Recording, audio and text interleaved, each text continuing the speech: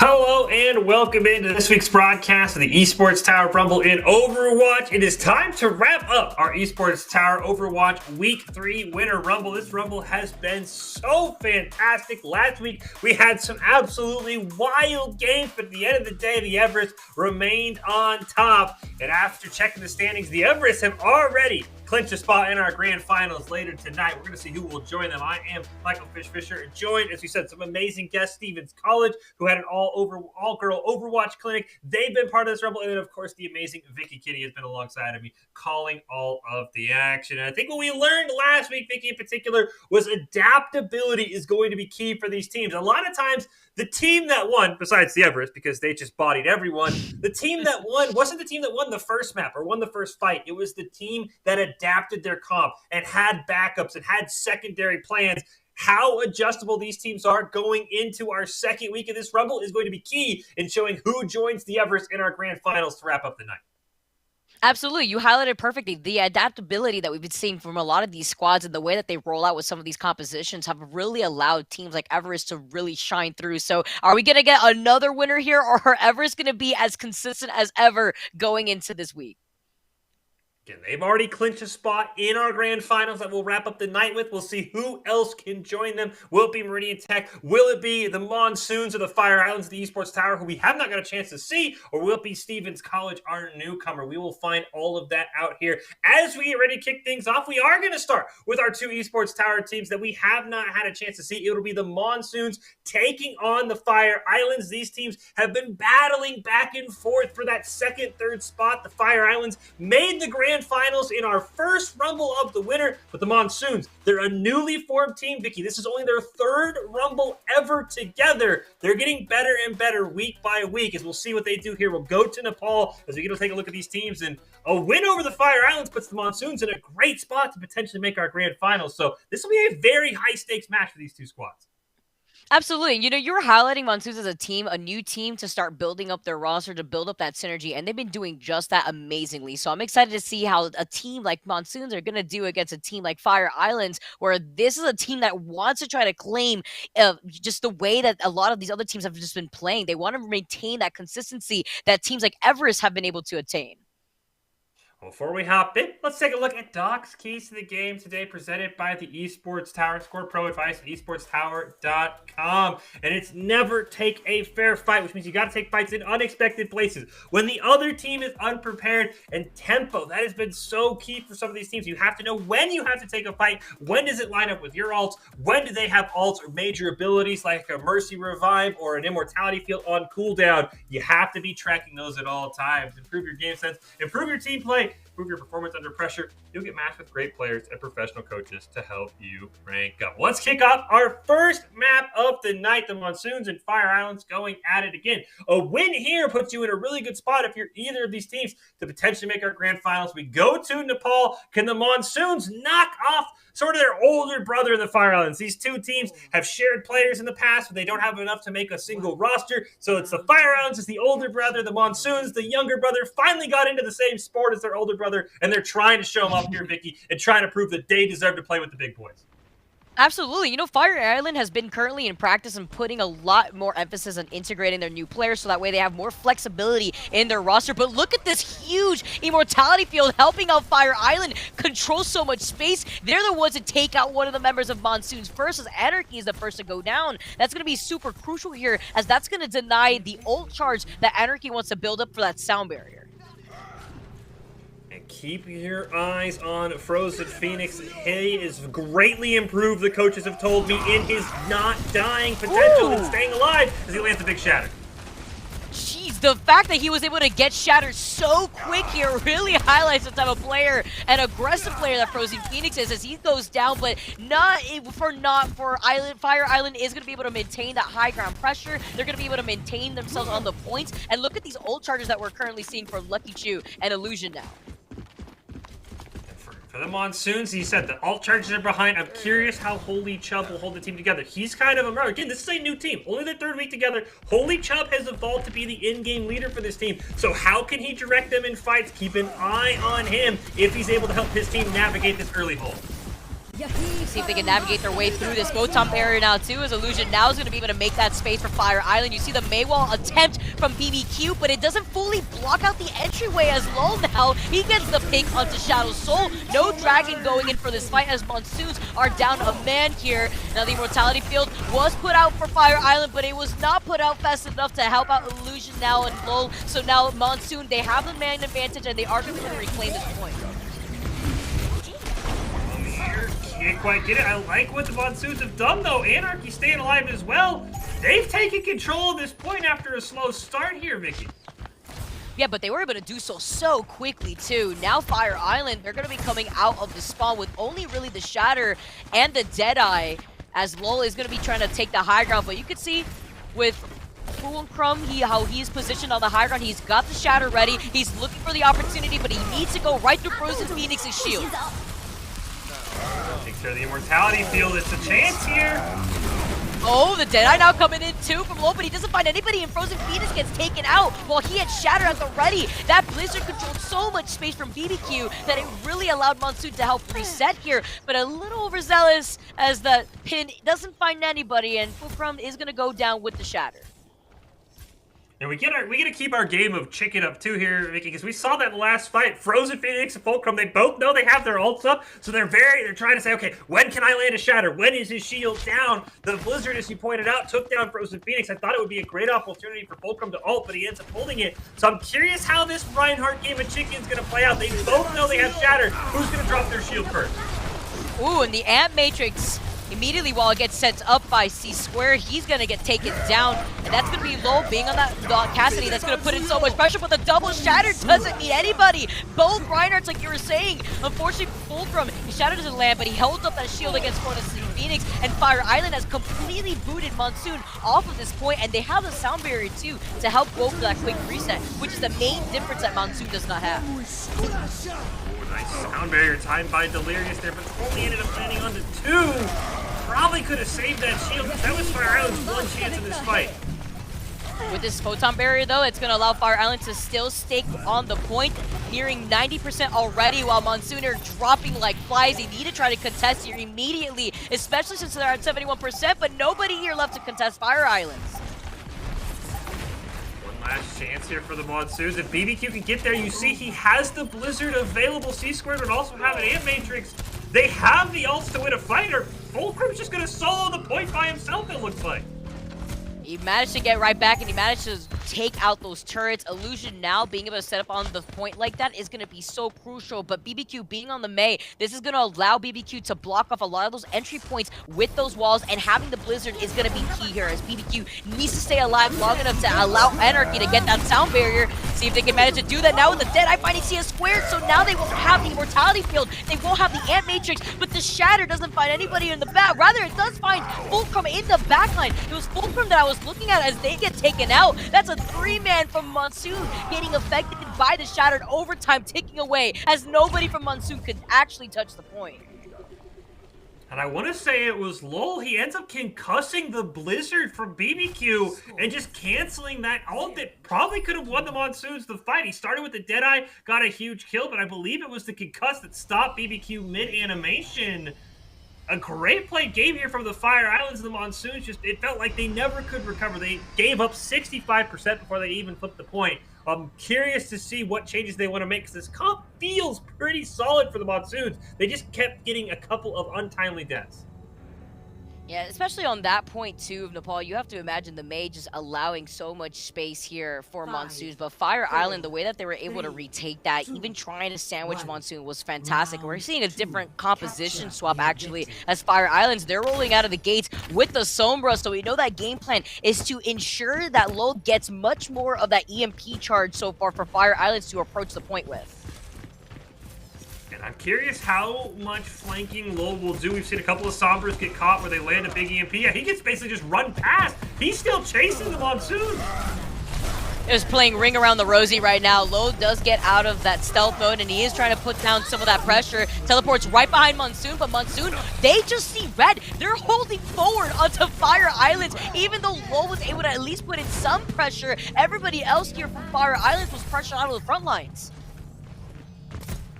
Fulcrum, I think, has an idea that Lowell's over it there, and I think this Sombra isn't working out like the Fire Islands wanted because, I mean, we've been watching Lowell. He finally gets in a fight now. That was absolutely huge. Being able to hack Fulcrum right there means that they wouldn't have the shield to deny Fire Island's approach. Now they lose their main tank. They really only have Holy Chubb, who has that deployable barrier, but it's not going to be enough to deny a lot of this damage now that Fire Island is going to be able to roll out with. Gonna pick on the Holy Chubb as Fulcrum makes it in the fight. Anarchy get a little bit too aggressive for a boop there. Monsoons, once again, it's just those untimely deaths that cause them so much. Shadow Soul does get hacked, and a Discord orb onto Shadow Soul too. He can't catch a break, but he manages to survive. Currently, with this Ant Matrix, it's going to be able to allow so much more space, but not going to do anything about Radius Boss, who is just sending out these spheres, just putting down some pressure without getting denied. But look at this stall here for the Monsoons. They bought an extra 10% after they had been wiped, so a great job there by Holy Chubb, and I think that was Anarchy who kind of went in. They'll maybe pay for it, but a great stall for Monsoons, and they're already halfway there to get into this series even. Also has that Gravitic Flux ready. Look at these ult charges for Fire Island in comparison to Monsoon. They do have that Shatter, but is it going to be enough with the Gravitic Flux to send Fire Island back? Now, with Illusion now going down, they can utilize those dragons to split up Monsoon, but look at this disengage that we're also seeing from Fire Islands. They know that they have the advantage here in terms of the ult economy, but they want to have the opportunity to create the space to deny Monsoon the ability to reclaim that point. This looks like the Fire Islands. I mean, you were talking about the ults. They're going to have 6 going into this next fight. I'm curious. I'm assuming it starts with that Lowell EMP, but instead it'll be the Gravitic Flux. Gravitic Flux to start things off. Let's see what Lowell's going to do, but the Gravitic Flux into the Dragon wipes out Monsoon. Takes care of 4. Can we see a 5th here? BBQ takes out a Lichu with them, but that's fine. That's going to allow Fire Islands to have the rally for the next fight. And this is something that we saw last week from Meridian Tech and from the Everest. They stagger ults. You had 6 for the Fire Islands. You only had to use 2. You still have the EMP. You still have the Supercharger. You can see Lowell trying to set something up with the teleporter, but it does get destroyed. They want a big EMP, and Lowell's going to get it right here. Exactly. Looks for the EMP. Gets a 5-man EMP. The only one that doesn't get EMP is C-squared. Could use the Immortality Field to keep Monsoon up. Unfortunately, after that EMP, nobody from Fire Islands went in for the push. Nobody wanted to go in for the engagement. The rally's been called in, but is it too little too late as they find the trade? The Transcendence can upturn everything around with the Supercharger. But now Fire Islands just need to get these picks, and right now it's not happening as Monsoon have already claimed 3 members off from Fire Islands as they are forced to reset. That's been a reoccurring theme with Sombras in this Rumble. We saw it a lot last week, Vicky, as they go in, they land an EMP, but no one else on the team is either aware or was ready for it, and they just kind of throw themselves away. But now we get a great chance of the Lowell maybe looking for a flank here. Now Fire Island is desperate to touch the point. They managed to do so successfully, forcing it into overtime. Fulcrum is though fully sending it on the support lineup. Delirious gets taken out. The Shatter and Monsoon now evening things up on this first map, 1-1 as we move on to round 3. Score. I like the Sombra pick, but it ended up just being a giant bait because the fights that they had the EMP, they either won without EMP when they had that crazy grab dragon combo that picked up a triple kill, and then the fight that we actually saw Lowell land a huge 5 EMP, no one else was there. I think they didn't even take any damage. They probably baited out an immortality field that they could have saved. So I hope they swap off. It looks like maybe from that bottom left preview that they are maybe going to pick the Tracer. I like the playstyle for LoL, but I don't think Sombra was the pick. They need something with some oomph, not just an EMP and wait. It's not Overwatch 2 yet, Vicky. That EMP doesn't do the increased damage yet.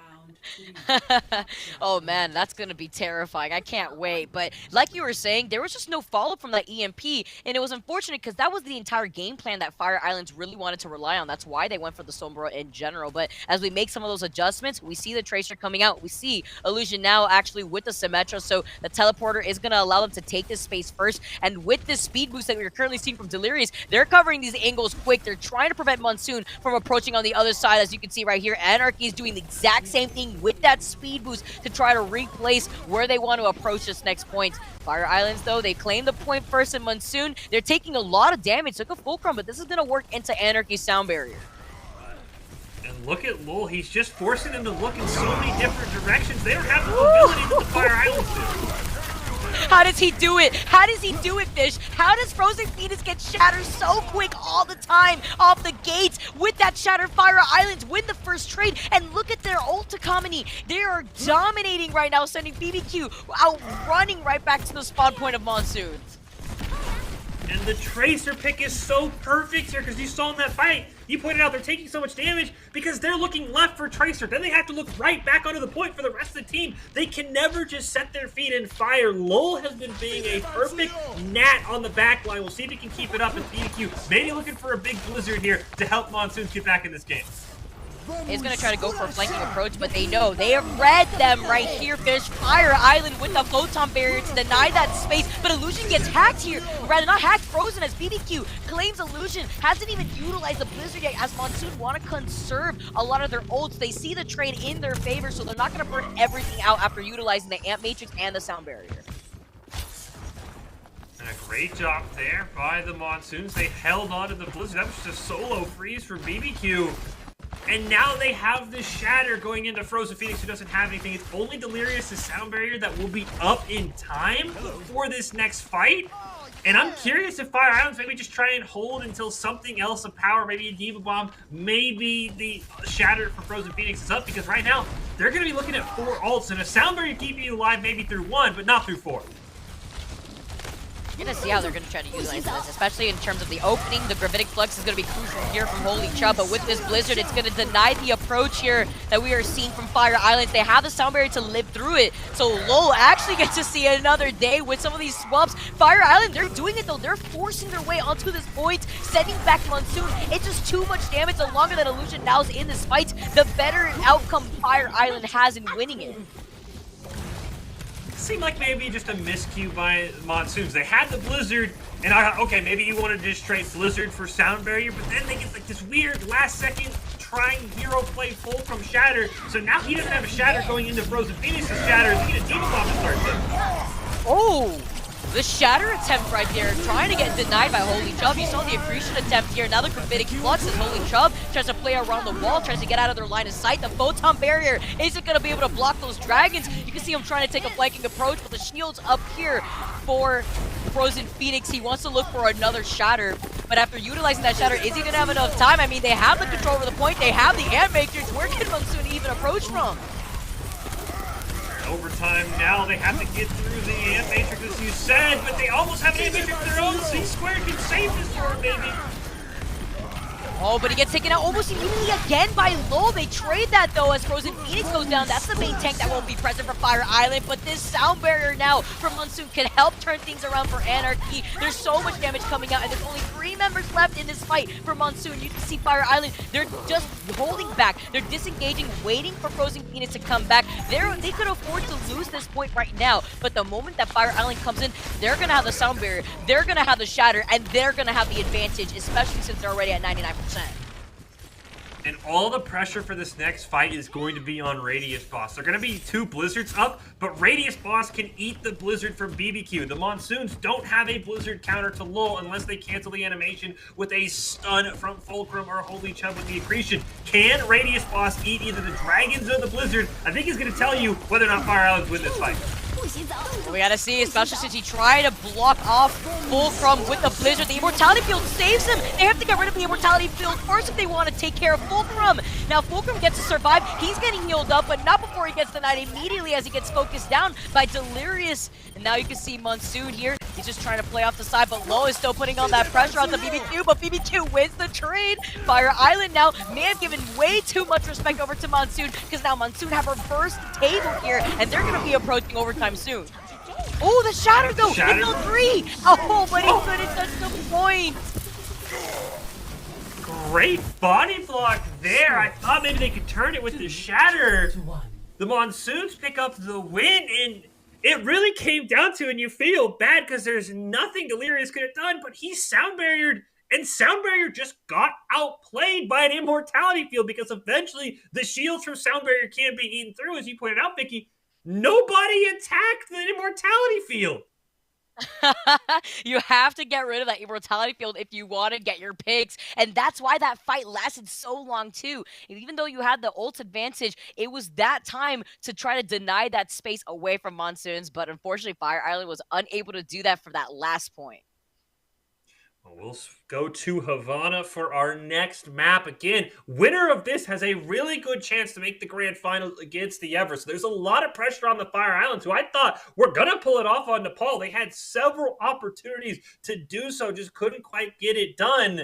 And I'm curious how we'll see on Havana, because it was just the small things. I mean, they are down on match point right now, Vicky, because of an Immortality Field that it looked like a couple of them were shooting. That is the difference between them feeling really great about going to Havana. We only have to win one more map. And now we have to win Havana. Then we have to win another one. It's those small differences that are separating these two teams right now, which really shows how far the Monsoons have come since just starting at, I believe, like the 1st of January was their first ever organized practice. Oh, wow. That's very impressive, and since we are going to be going on to Havana, we have to talk about what this map provides in terms of verticality, in terms of these open sightlines. That's going to help enable a lot more sniping play that we're going to see from both these teams. We're going to have to see, though, as we see BBQ, he's not on the main anymore. He's on the Reaper, and they're pushing all the way into the spawn currently, as Fire Islands want to play around this cart in the same fashion around Havana, but there's no Mei to deny that space, so it actually may be easier for Monsoon to actually reverse the situation on Fire Islands. And they teleported right in front to stop the close hold, and now the Fire Island's taking a ton of damage. 2 early picks for the Monsoon. Now Monsoon, they're out. They got to reset right here, as Fire Islands is going to be the winners of this trade. They're going to be able to get everything rolling soon here, but with this deniability, look at the way that they're playing so confident here. Sweatpants just dancing around this payload, just basically forcing Monsoon to decide what spawn point they want to exit out, what doors they want to try to contest with. Teleport. This time they swap around Shadow Soul to the Reaper, see if that helps him out. Lukachu's going to have a Shatter in this first fight here for the Fire Islands too. So is Fulcrum though. He does have that Shatter ready from Monsoon. You see him send it out. He's caught all 6 members of Fire Island with that Shatter. The retaliation now coming in from Lukachu. It found 5 members of Monsoon, but nobody from Fire Islands was left alive after that first Shatter from Fulcrum to even contest. It's said all the time, Nikki. He who ults first wins. I mean, that was the difference, right? You get a 6-man Shatter versus a 5-man Shatter. Basically even, but Fulcrum ulted first, as you said. Lukachu kind of just threw one out as a Hail Mary, and it looked great on paper, but there was no follow-up. And it's interesting, Lukachu support on map 1, now a tank. They don't have Frozen Phoenix, who is a really strong player. I'm curious how they adapt without him in the tank lineup. Want to change it up a little bit here, at least with the sound barrier. They could try to keep contesting Monsoon, but Monsoon had to answer themselves. They have the sound barrier, they have the Ant Matrix, which is a difference, as Delirious may want to send that out, but may not have the opportunity. He wants to back up Lukachu with that Shatter, put down the Immortality Field to help that survivability, and they win that next corner. It's going to be crucial, as Monsoon are going to be coming out of the gates with that Deadeye from BBQ being on that Cassidy, and Fulcrum is about to build up another Shatter. Gotta worry, though, about the grab ult here with Lowell. Already has the Death Blossom ready to go. Shadow Soul's swapped heroes around so many times. He's only at 46%. So what answer will the Monsoons have? Because this should be an easy fight win. As long as Radius Boss can find a 4 or 5-man grab, you just let Death Blossom go and Lowell can win this. So it's going to probably be up to BBQ. You need a great concuss onto this Reaper. This is a very scary spot for the Monsoons, who do not have an ult, as here comes the Deadeye. Oh, the Deadeye though from BBQ at least does find Delirious, so it denies the Immortality Field, but it's fine. With that grab, with that Death Blossom that you were just talking about, Fish, they wipe out all of Monsoons, and now it's gonna have to be a quick reset with less than a minute now on the clock. 60 seconds remaining. Good news for Monsoons is Fulcrum's got another Shatter, and we've already seen what he can do with it. They have the Diva Bomb as well if they kind of want that counter, or if they want that extra damage with the Shatter, because they don't really have any other ults up right now. It's all eyes on Fulcrum here, Vicky. He's got to land something huge to keep this team alive and keep this car pushing. See if he can go in for a little cheeky Shatter. You see him rounding the corner. The bubble being put up by Radius Plus to get more of that extra damage, but he lands the Shatter, hits two, needs to focus on Sweatpants, but Sweatpants gets away. They don't deny him, and he's going to build up that sound barrier, which is going to allow Fire Island to live through this. They did get pick on they the actually Lucky take Chew, care of though. him. While we were watching the Shatter, Lukachu also went down, Vicky, so despite the Shatter not getting any value, there was just no front line for the Fire Islands to rely on anyway. Now with less than 5 seconds on the clock, they're going to be able to get this point if they can deny Fire Islands, but with the Stowberry saved up, the nice Shatter being blocked out by Fulcrum, overtime being taken away, but even though you blocked out the Shatter, you don't block out being pinned. Now Monsoon are dropping like flies, and even though they were so close to that first point, Fire Islands gets to fully hold back Monsoons. Score. And I'm curious how that will affect the Monsoons, if that will change their strategy. I don't know if they're a close hold team or not, but now you basically have to close hold here, Vicky, because as you pointed out, look how little room the Fire Islands gave them Monsoons. I'm curious if they practice a close hold. If they have, this is perfect. If they haven't, this makes this map that much harder. We're going to see some of these adjustments coming out, because I feel like really the big problem at the very end there was those rotation of ults and the way that Fire Island was able to conserve their ults going into the next fight, understanding the situation. When Sweatpants went down, even though we had 3 to 4 other members of Fire Islands going down as well, you had that speed boost to boost everybody in the team back towards the point. You have the sound barrier to contest. You were right behind Lucky 2, who had gone down before Sweatpants, so you had the protection of the barrier. Meanwhile, Monsoons, they were around in the corner with the payload. They were inching their way to that first point, but were unfortunately denied since they had used all of their abilities, all of their ults in the fight just before that. So they had nothing to defend against Fire Islands that still had a good set of their ults of their own. Oh, hello. Hello. I mean, Monsoons, they set up for the close hold. I'm curious. I like the comp, though, that going into a May is going to make this a bit harder. I think, though, all eyes, of course, are going to be on Lukachu and Fulcrum. They are building their Shatters so fast. Vicky, we saw in that first fight, they basically shattered at the same time when the Monsoons were attacking. So how will they handle it this time? Who will be able to shatter first? It's got to be Fulcrum if the Monsoons want to be able to win this match. Just one lost fight, and it's game. Pace is going to be so important right here for this initial fight, but with Illusion being on the Doomfist, it may throw a wrench into Monsoon plans. We're going to see, especially at this point of Havana, those walls, the alleyways, really do allow Illusion to pop off. But the walls, actually talking about walls, blocking out Lukachu, who is so lucky to see another day as they managed to get away from that situation, even after getting discorded. That's the survivability that Sweatpants provides. The Doofus now coming in from Illusion now, but he gets taken out. Look at the follow-up that we just saw, the split attention between Shadow Soul, between Holy Chubb. That's going to build into the Graphitic Flux for Holy Chubb as well. A couple of last-second picks here on the Anarchy, but I think the Monsoons have won this, and you look at the ult percentages you're mentioning, all basically in favor of the Monsoons. Lukachu and Fulcrum are very close, though. But the Monsoons should be able to ult first if they want a Riptire, if they want a Gravitic Flux from Holy Chubb. They have control of this next fight as long as they take command and ult first, and there it is. It's so important too, especially since Monsoons were unable to get that first point. Fire Island need to get this momentum. The Immortality Field saves 3 members who go so low, including Low and Illusion now. Lukachu is about to build up that Shatter that you were talking about before too. But the angles that Monsoon taking, it's forcing Fire Islands to split up so much of their attention, both left to right, where they need to focus on one opponent, but with the Shatter, it's going to be lethal. Oh, the Shatter going in! The Dragon's getting put out! All the follow-up going in, two Fish. Lukachu tries to save themselves behind the Immortality Field, but with that Riptire from BBQ, it doesn't find anybody thanks to the Immortality Field, but the cleanup with the rest of Monsoons as Fulcrum moves up, they don't even have to waste the Shatter for this next fight. I thought for sure Lukachu had won it. I was waiting for Fulcrum's response, but that is so huge they get to hold on to it because everything else is favoring the Fire Islands, Vicky. They have 4 ults up. They have the Blizzard. They have the Meteor Strike. They have the Ant Matrix to start off the fight. Fulcrum's going to have another Miracle Shatter, I think, for the Monsoons to stay alive, because I think if they lose one more, they're done.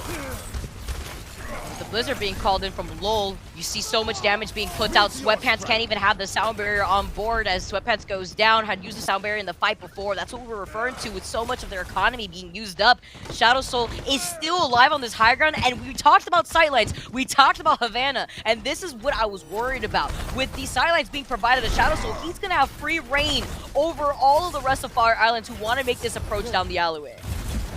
And they had to burn that Meteor Strike, and as you said, Shadow Soul lived. Now they only have 2 of those ults. They still have the Ant Matrix, though, and they have a great long sightline right down this payload. I want to see him pop it, but there's only 60 seconds left. The Monsoons might do what I thought was impossible and close hold after being close held themselves.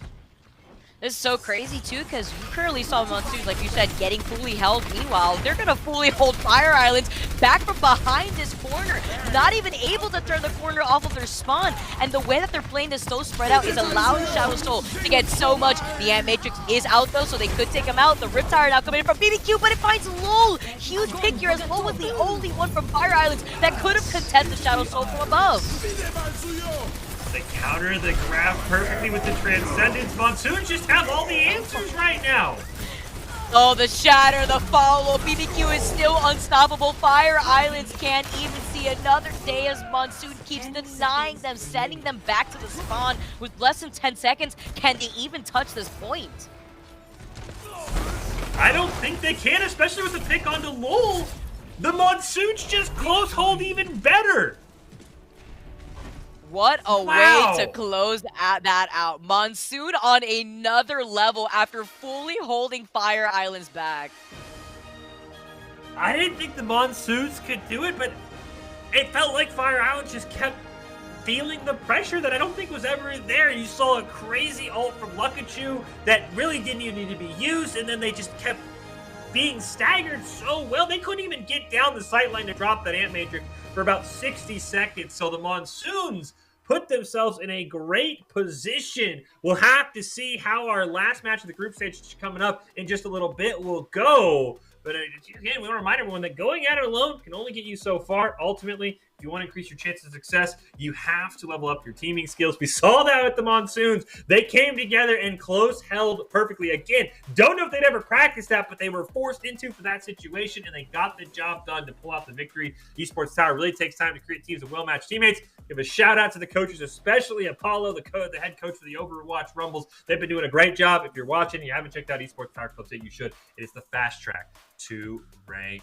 up. But before we take a break, before we get into our final stage of the group stage, we are going to be joined by a very special guest here in just a little bit. Vicky, we've been talking about Stevens College. They joined us last week, had some incredibly close games, had a very tough schedule. I don't know who designed the schedule, but gave them Meridian Tech and the Everest, who are 2 of the top teams in this Rumble. But their head coach, Adrian McIntyre, is going to join us to talk a little bit about Stevens College. So hopefully she'll be able to join us here in just a few moments. But again, they were very impressive last week, Vicky, for the very tough schedule that they were given. Yeah, it's really impressive to see how they were able to come out swinging against a team like Meridian Tech, and just the way that they were able to put on a performance, forcing them to adapt around their playstyle, especially when it came to the pharmacy. That was their bread and butter in terms of compositions and what they looked to be the most strongest on too. Again, waiting for her to join us. Again, the other cool thing that I really do want to know about is they hosted an all-girls Overwatch clinic the first week of February. That kind of inspired them to join this Rumble a few weeks later. And it is always very cool to see, Vicky, when you get more and more people involved in esports. I know it's a more male-dominated field, but the more girls you can get into it, it's a ton of fun because there's some very impressive female players. I believe some of them in the Esports Tower are also female as well. There's some very impressive girl players out there who would kick my butt up and down Overwatch any day of the week. It's a great way to also put a spotlight on a lot of these talented women who we don't really get to see very often. But, now with Esports Tower just allowing Stevenson College to just come in and actually perform to their best potential, it allows us to take a look at the diversity that it brings into the competition. Looks like we might be having some issues with the interview there. So we will take a quick break. Hopefully, we'll be able to hear from the head coach of Stevens College. If not, we'll continue with the Rumble. So we'll take a break. Coming up, our final group stage game of the night. It's the Fire Islands versus Meridian Tech. We'll see who comes out on top. We'll see who joins the Everest in the grand final. It's all coming up right after this.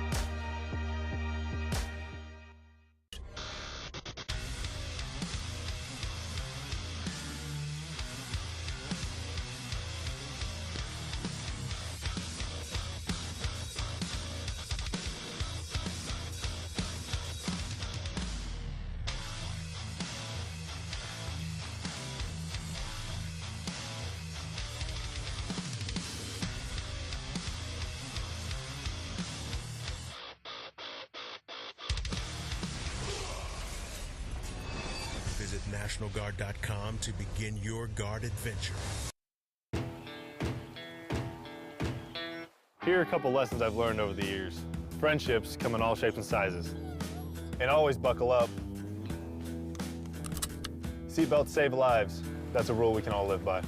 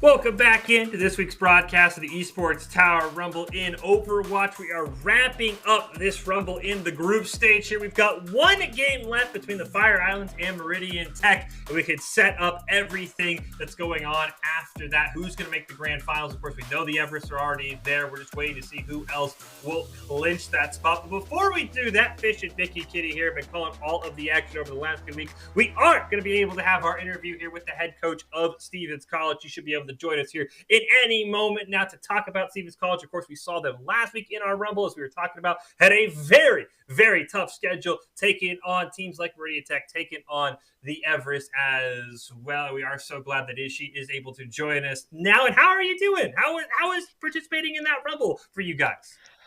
It was good. It was a lot of fun. I mean, we had 3 girls come and join us, and it was kind of a crash course in like what to expect in like high pressure teams and college scene. So it was a lot of fun. And I know you guys had an all-girls Overwatch clinic that we were talking a little bit about before you joined us. Tell us a little bit about that clinic, what went into it, how many girls you had participate. Kind of let us to give us the know about that. Yeah, so I mean, Stevens College is a women's college, and we're always looking to try to incorporate and diversify the industry. So we put basically a notice out saying, hey, like we're hosting this this workshop for any girls that are interested. Doesn't matter what grade you are. It doesn't matter if you've been planned to come to Stevens. We just want to give you this opportunity. We had 3 girls show up. I wish we'd been able to have more, but it was a great like first workshop for us. It's the first time we've done anything like this, and it was a week long. So because we had the 3 girls, they got a lot of like individual work. My assistant coach and one of my previous players hopped on and helped out too. So it was good. They definitely, after the rumble, like we talked and they were like, we learned a lot. Like we didn't think that we would learn this much in just 4 days of playing as essentially a pug team. And you guys have been able to take a lot from your first experience. I mean, what is the best part of being able to play so far in the Esports Tower Rumble for you? Um, Honestly, just being able to have that like quick like 1 day tournament. It's a really good place for us to do these workshops so that the girls that we work with can get that competitive experience, but it's not a loosely structured or long-term thing. Um, so I really like being able to join these and give them that opportunity. And we'll let you go on this one. I know you're the head coach of the program there at Stevens College. Tell us more about the rest of the program. I mean, we obviously know you guys have a very talented Overwatch team. What else do you guys have? What other games do you play? I mean, tell us all we need to know about your program, because you were very impressive last week when you guys were playing some of the top teams in the Um, Rumble.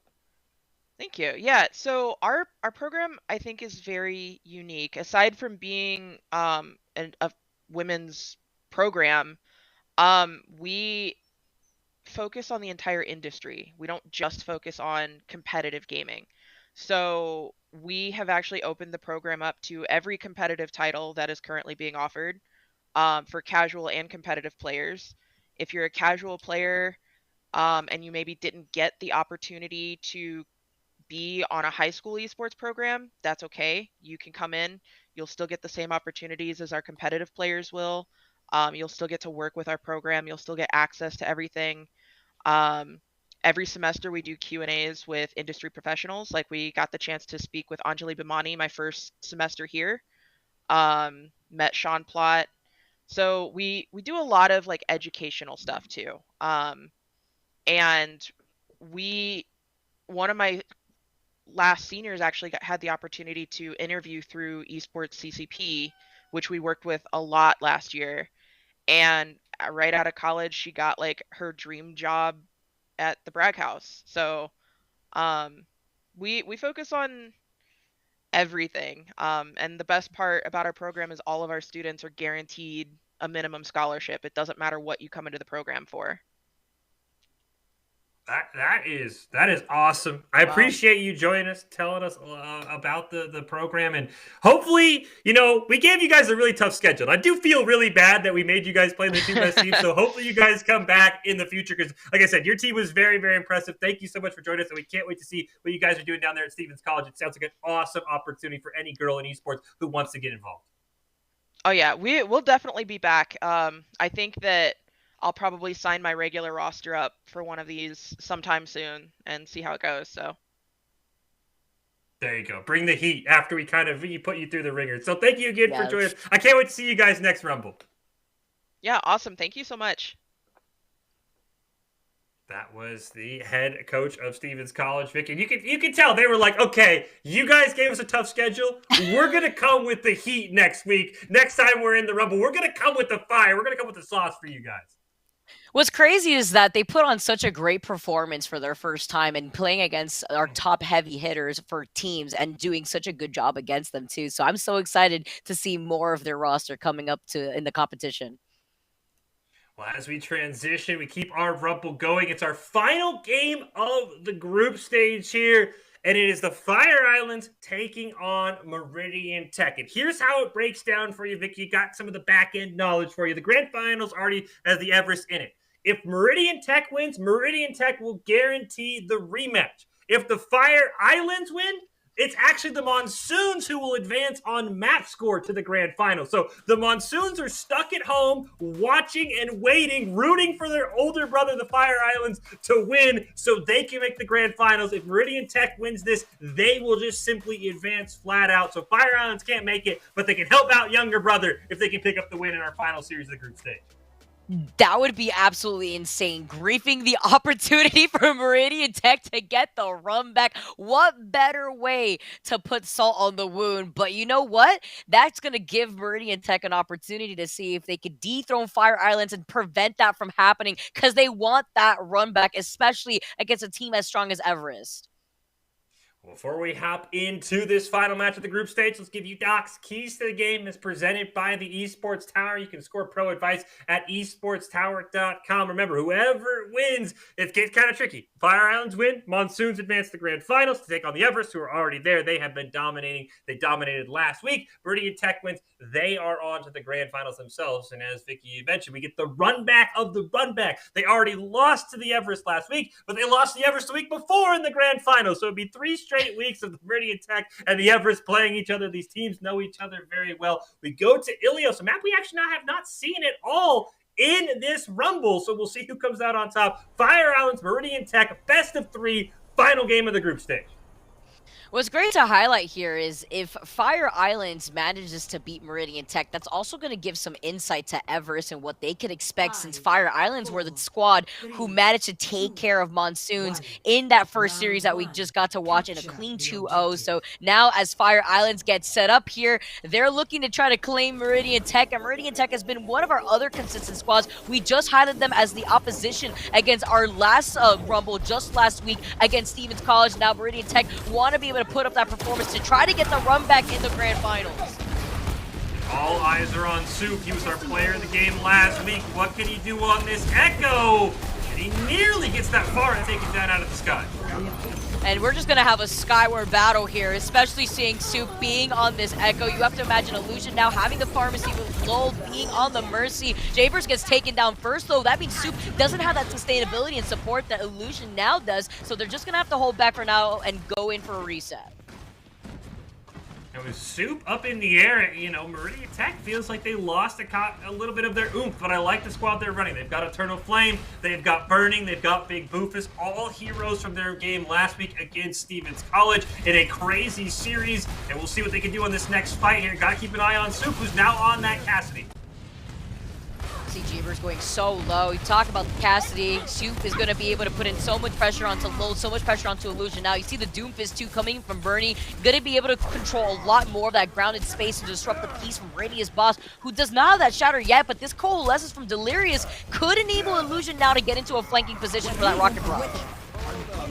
Nano Burning here. Let's see what Burning can do. He at least picks up one on the Radius Boss. Oh, you see Illusion now too, finding Eternal Flame, denying that support too as Kings goes down. That's 3 heads for Meridian going down as Fire Islands take control over the point first. Here comes the Rocket Barrage. It's just to control that space. They're nearing already 60% with no contention from Meridian Technical. And I wonder if they intended to nano Burning, because as Burning got the nano, King Swiffer got taken out. So I wonder if they're like, nano me, I'm low. He couldn't survive long enough for the travel time, and that's why that nano goes on to Burning, because he didn't have an ult. It wasn't like it was a backline flank. But I'm curious to see if that ends up costing him. There's now 4 ults, and here they come to Fire Island. No. The Shatter and the Immortality Field from Eternal Flame to save everybody, but you can't save everybody through a Death Blossom once that Immortality Field gets deleted. That's more time wasted for Meridian Tech and more time bought for Fire Islands as they have nobody to contend the point. The one thing, though, that a lot of the teams like the Everest and Stevens College did is they staggered ults. Fire Islands blew every ult they had in that fight. They have nothing left, Vicky, except this Diva buff. They do have that res, though, onto Burning. Maybe Burning can get something started, but the Shatter gets denied. Meridian Tech, though, are not in this play as Illusion now finds both tank lineups with the Rocket Barrage. Burning denies Illusion now, but it's too little, too late. The team wipe as Fire Islands takes the first round. I don't know what it has been. I don't know if we missed something on Farah, but Farah has been absolutely dominant in this Rumble. Last week for Stevens College, I mean, as you pointed out, Illusion now gets a double with the Rocket Barrage before getting taken out. I mean, you see Soup at least hovering the Pharah right now. Everyone has loved the Pharah in this Week 3 Rumble, and for good reason. She has paid off time and time again. What's unfortunate is that with Burning, even though Burning got that pick after Illusion now had sent out that Rocket Barrage, Burning being on this Doomfist makes it a little difficult to really contest Illusion now, especially while they're getting pocketed with Lull being on the Mercy. It was up to Soup right there on the Cassidy to deny that on the hit scan roll. So now Meridian Tech, they know they're going to come out with the Pharah, as Ilios does provide a lot of that verticality that we keep talking about since last week, how a lot of these Pharahs could go in for that quick reset as well as the Echoes. So now Illusion now is going to be able to take to the skies with Lull, just giving them that support. And you see Burning trying to take these off angles. Oh, a nice first pick here, but not without a trade. As you see, Kings gets immediately swept off by Sweatpants onto the middle. And now Fire Islands, they have all their members up and alive. Meridian Tech are playing out of this disadvantage as the first point does go in favor for Fire Islands. One thing I do like for Meridian Tech, though, it's never a disadvantage, as we learned last week when Big Boofus is alive on that Roadhog, Vicky. He does not miss these hooks. He held a point 1v6 last week for about 45 seconds. If Big Boofus is alive, especially on this map where there's an easy environmental target, that hole-in-one right in the middle, Fire Islands has to be tracking that Roadhog at all times. Yeah, we've seen the destruction that Big Boofus has on the Roadhog here, especially on this map, like you were saying, the well providing a lot of that advantage. But with this Riptire, Sweatpants was looking for a pick. He finds the pick onto Jabers, and that's both supports out for Meridian Tech. Now Fire Island's winning another trade here, even though they're giving some of the space over to Meridian. They know that they've won the trade. They've only lost Sweatpants, and Lowell's about to get the Valkyrie online. Illusion has been insane, and again, we saw this before. Pharah's dominating. What do? You go Cassidy and you go Soldier. That's exactly what Meridian Tech has working. The part about these Pharahs we've seen, they're not dying to their normal counters. They're popping off against their normal counters. It's crazy to see how Fire Islands is playing, understanding what they want to roll into. You saw Meridian Tech make those adjustments with the Pharah being out in play from Illusion now, but with Burn being taken out and Illusion now going into the flank, Soup can't even deny the ability that Illusion now has had as an impact onto this team. Even Lull is getting ahead of themselves with the Mercy pistol. We got the Battle Mercy out, we have the Res coming in, the Valk is online, and they haven't even needed to burn these ultimates yet. They're just waiting for Meridian Tech to roll right in. Well, here's your best chance if you're Tech. You're going to have the Deadeye up for Soup on the Cassidy. You're going to have the Whole Hog up for Big Boofus. You're going into a couple of ults. Soup has got to get a pick with this Deadeye ASAP, and you hope it's on the Illusion now.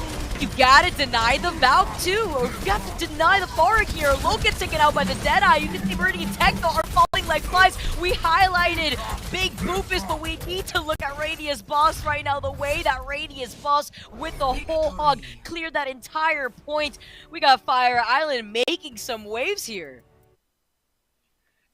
In Soup, I mean, you can never ask for too much from one player. He got half of the pharmacy out of the sky. He killed the Mercy on the Valk, but he could kill Illusion now. And then, as you pointed out, Radius Boss on the Roadhog saying, you know, we sing the praises of Big Boofus and his amazing Roadhog. Well, let me show you a thing too about Roadhog. And the Fire Islands come out swinging here in game number 1. We'll go to Junkertown as our next map. Again, remember, Meridian Tech comes back for the reverse sweep here. They're out of the grand finals for the run back. If Fire Islands wins, it's their little brother, the Monsoons, that will make their first ever grand finals appearance on a tiebreaker. So Fire Islands so far have little brother all excited right now, Vicky, after that first map because they dominated on Ilios.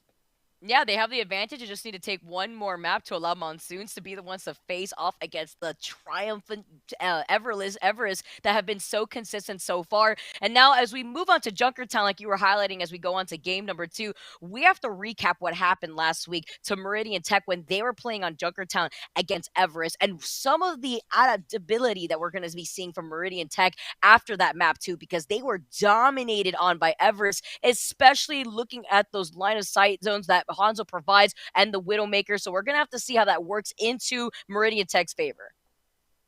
I'm curious if Fire Islands, I mean, I don't know if you can have anyone who's as confident as Panda Squad, but I'm curious, hey, you see Fire Islands, they don't come out with any snipers. Soup's on the Widowmaker. Fire Islands on defense has no snipers, so they clearly aren't going to have that dominating sightline control like we saw from Meridian Tech. Instead, they're kind of going more for a Nanoblade comp, so keep your eyes on Delirious, keep your eyes on Lowell. How fast can the two of them build that combo? Because that is a team fight winning combo, but if it takes you 5 or 6 minutes to build, Vicky, you lose all the momentum. So how fast can you get that Nanoblade ready to be key? We're gonna have to see here too. With Fire Islands having that Nanoblade ready, Lowell needs to get a lot closer to that blade. You have Illusion now to be able to put on some of that pressure from afar, have some distance with Soup being on this Widow. We talked about the Widowmaker, we talked about how snipers have those line of sights here in this initial map, and Soup is just trying to get an off angle right here, but Meridian Tech, it's all forward as they're moving all the way up, trying to cross this next corner, and they're not getting denied by Fire Islands. Nobody's gone down just yet. They're trying to build a Nanoblade, so they're just giving up space. Now, Radiant Boss finally goes down. That's going to enable to push even more. 85% for the Blade, but the Nano's not close right now. See Soup too, still push pressure from far away. They are going to be able to take that first too, but Fire Islands, just like you were saying, they want to build into this Blade, but with Delirious out and without the Nano boost, they don't want to waste out this Blade that Lowell's already built up. Finally get a pick onto Soup. It's the first kill for the Fire Islands. How fast Delirious can get this last 14 spread? They're going to Blade anyway. Oh yeah, he's gonna Blade anyway, says they don't need the Nano boost in this situation. They see the sleeping Reinhardt put the hook as he gets pulled away from Lowell's line of sight. Fire Islands now have been able to hold back for attack, but look how close Apelo got to the point. And I wonder who made that call for the Fire Islands. It's eventually like, okay, we have to go now, because Lowell does pop the Blade. The Nano's up. They maybe drop it on a tank, maybe they drop it on an attack visor as well. We'll have to see, but with Radiant Spots going down, Meridian Tech in a 65 just needs to push with their ult advantage. They do have the Coalescence. They're probably going to approach with the Coalescence right here. Nice anti onto Big Goofus. The Coalescence is going to be that saving grace to try to approach here. They're going to need to use it now that Fire Islands is going to be able to Nano Boost. And now Tac Visor, they have a Supercharger on top of that for all the extra damage. But now they just took way too long to approach that next corner. Looking at Meridian Tech, and they lost too many members. It's going to have to be another reset and wasting more time from their overall time back of a minute and less than 40 seconds. I kind of wanted to see Delirious maybe hold that Nano because Lowell's going to be close to a Blade. If they can pull off a Nano Blade here in this fight, they could maybe win. But they can Supercharger for damage, as you mentioned. But watch out, do they go Coalescence into Shatter here for Jerb and Eternal Flame? Go the Supercharger now to give that damage boost, but Radius Boss gets taken out in the middle of that whole hog. He got antied, huge anti from Feb Neptune. Now the Dead Eye on top of that, the Shatter to be the cherry on top, and this is the Coalescence approach that I was originally expecting from Meridian Tech. But you know what? Better late than never, as they're about to approach less than a minute on the clock for them to take this first point alone. And that fight was probably about 100 HP or less. A different fight is Eternal Flame gets burst down, but he barely survives. A great Nano from Fem Neptune keeps him alive after that anti that you highlighted, and then he's able to pop the Shatter. So close. If they kill Eternal Flame, Fire Islands can keep pushing. Now, do they hold the Blade here is my question. The Blade without Nano is only so strong, Nikki. I'm curious if they just hold it for Delirious to build up a Nano, but that's a couple fights away. Yeah, although Radius Boss does get taken out, another anti-follow-up that Radius Boss gets caught into. You have to imagine Low maybe holding on to that Blade further because they're already playing Vantage, and Illusion now going down. That's going to be a 4-man team waiting for Radius Boss to make it through from the spawn point. Tech understand that they have the advantage, but with that Blade, Low says, we're going to try to even this up real quick. Nice big anti. Can we get a follow-up here as Big Foofus gets taken out? With the anti, he is unable to even execute the whole hog, and Soup does get to live, but look at the way that Low's been able to get so much advantage off of these Blades alone without even the Nano boost. I can't wait to see when the Nano and the Blade are up together. As you highlighted, Lowell maybe bit off more than he can chew here, but he has been the driving force for this team. How fast he can build these Blades, and Radius Boss keeps getting caught. He's got to fix that because it's giving Meridian Tech these windows into more and more fights. It's giving Meridian Tech also momentum and building up so much space for them because they know that there's no threat of the looming Roadhog to actually stop them. So with this anti from Big Boofus, he's putting Put to sleep, but it's okay. The rest of Meridian Tech, they're right there alongside him. And even though they lost so much time for that first point, look how much time that they were able to build up for themselves now going up to the second point. And look at this ult bank that we're also seeing from Meridian Tech as they're approaching the finish zone. Nano's gonna be up. I'm curious if they hold it for LOL or not. They'll have the time to. As we see Burning also have that Deadeye, so they have plenty of ults to answer here for Fire Island, but he's gotta stay alive. If Big Boofus outlives you, Meridian Tech's gonna win fight after fight. Keep your eyes on LOL. He's at 60%, trying to climb to get a Nano Blade up, as they're gonna start with the Transcendent. But the Shatter doesn't find anybody here onto Fire Island. Meridian Tech gets stopped clearly right behind the payload here after that attempt. We're going to see the quick swap from Eternal Flame into the Sigma. I like the approach, but that did force out the Transcendence, which Meridian Tech did not waste a lot of their own ults. They still have 4 ults online here. They're still waiting on that nano boost from Fem Neptune, and that's going to be crucial here with Eternal Flame able to build up that Gravitic Flux. LOL's gonna have the blade in this fight. We get our first Nano Blade here. Hopefully keep your eyes on LOL, but Radiant Spot's already taken low. See Soup now with the Tech Visor. You find LOL. That's going to be huge here. It won't be deflected. It won't be able to build into that blade, but LOL's going to be going down with almost the blade, so he's going to be coming back with Radius Bust. Is it too little too late, though, as Meridian Tech are going to bounce around the corner. They're going to be able to deny that Supercharger that LOL really wants as he moves in with the blade. Might be a Hail Mary blade here, but LOL goes down again. He's died twice with the blade, and when your comp's built around Nano Blade, if you can't blade in 2 straight lines, that's going to be a terrible situation.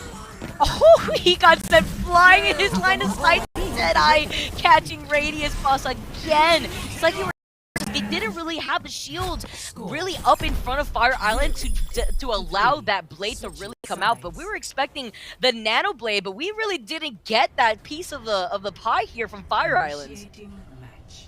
It really starts with a great pick. The fight before this from Soup, he kills LOL at 98%. As you mentioned, Vic, you don't know if the deflect was on cooldown or if he just got caught off guard. If LOL's allowed to live, we could still be playing on that map. Instead, you've got a minute 34 on the clock for Meridian Tech. I'm curious what the Fire Islands will do. I hope they don't try and run it back with the Nano Blade comp. We'll see here in a few seconds because it just didn't have the hook, but it looks like they're going to try it again. We'll see if Delirious and LOL can be a bit more on sync this time. I feel like what we really needed to see as well is more survivability from Fire Island's tanks. We saw Radius Boss being the first one to go down a lot in those entry fights from Meridian Tech.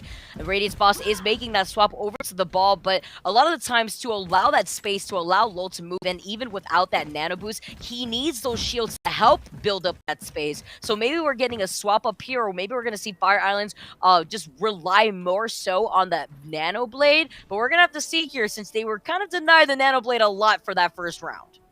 5, 4. You make a great point, too, about Radius Boss. I mean, as much as we target LOL for the untimely deaths, Radius Boss, as you pointed out, needs to stay alive. I'm also curious, how does Illusion do into this pharmacy? Illusion's basically the only have with the Genji, so they're going to have to get some clutch headshots onto Soup or the Mercy to be hopefully able to deny that pharmacy power, because Farah has basically won almost every map she's been a part of so far these week 3 rumbles this week and last. Ooh, and for this iteration of Junkertown here, for this first point, Farah really does shine, but so does the Widow, so does the Hanzo, and Illusion now being on this Widow is trying to claim Soup's head. You see Jabers does have that survivability and helping him out. You're going to get the res immediately, but while Jabers was too busy getting that res up to Eternal Flame to get that main tank on board, to get that Soup gets taken out, and now so does Neptune. That res is all for naught as Eternal Flame goes down alongside Neptune. And now Fire Island, they're just trying to get their footing here. They're trying to keep up this momentum as Meridian Tech are forced to reset. Fire Island's just so much faster pushing this payload than Meridian Tech was, as LOL somehow kills Soup on the Genji. That is a fantastic kill onto the Farah. And now he's just going to blade once again without a nano. He's fully sending it. He's fully sending it, and he's doing it. He doesn't need the nano boost here. He claims the main support. He claims burning, denying not only the Valk, but the Deadeye as well. So Eternal Flame after that reset, this is going to give so much space to Fire Islands to move in. Radius Boss.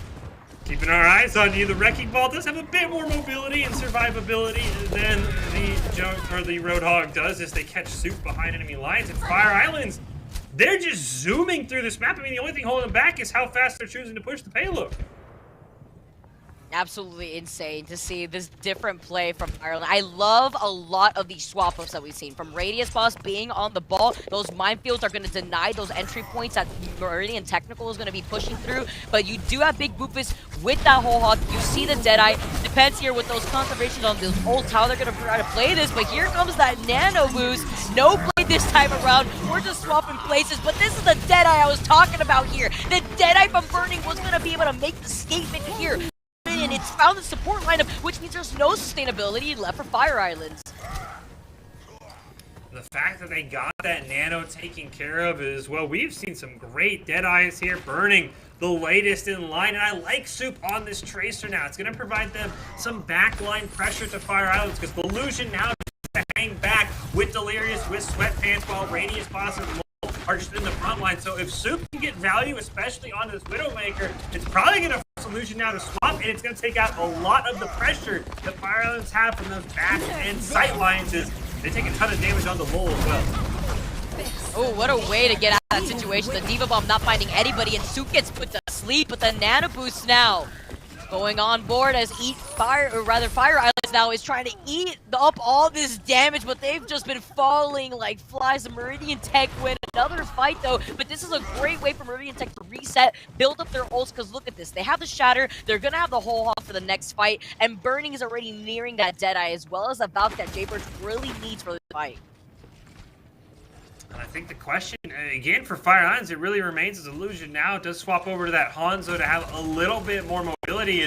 Does Lol try and just YOLO send the Genji Blade by himself, or will he wait for Sweatpants, who's probably a fight away, I would assume, based on how he's been charging the Nano, for the actual Nano Blade combo? So keep your eyes on Lol here. If he chooses to ult, that can either really help or really hurt Fire Islands' comp.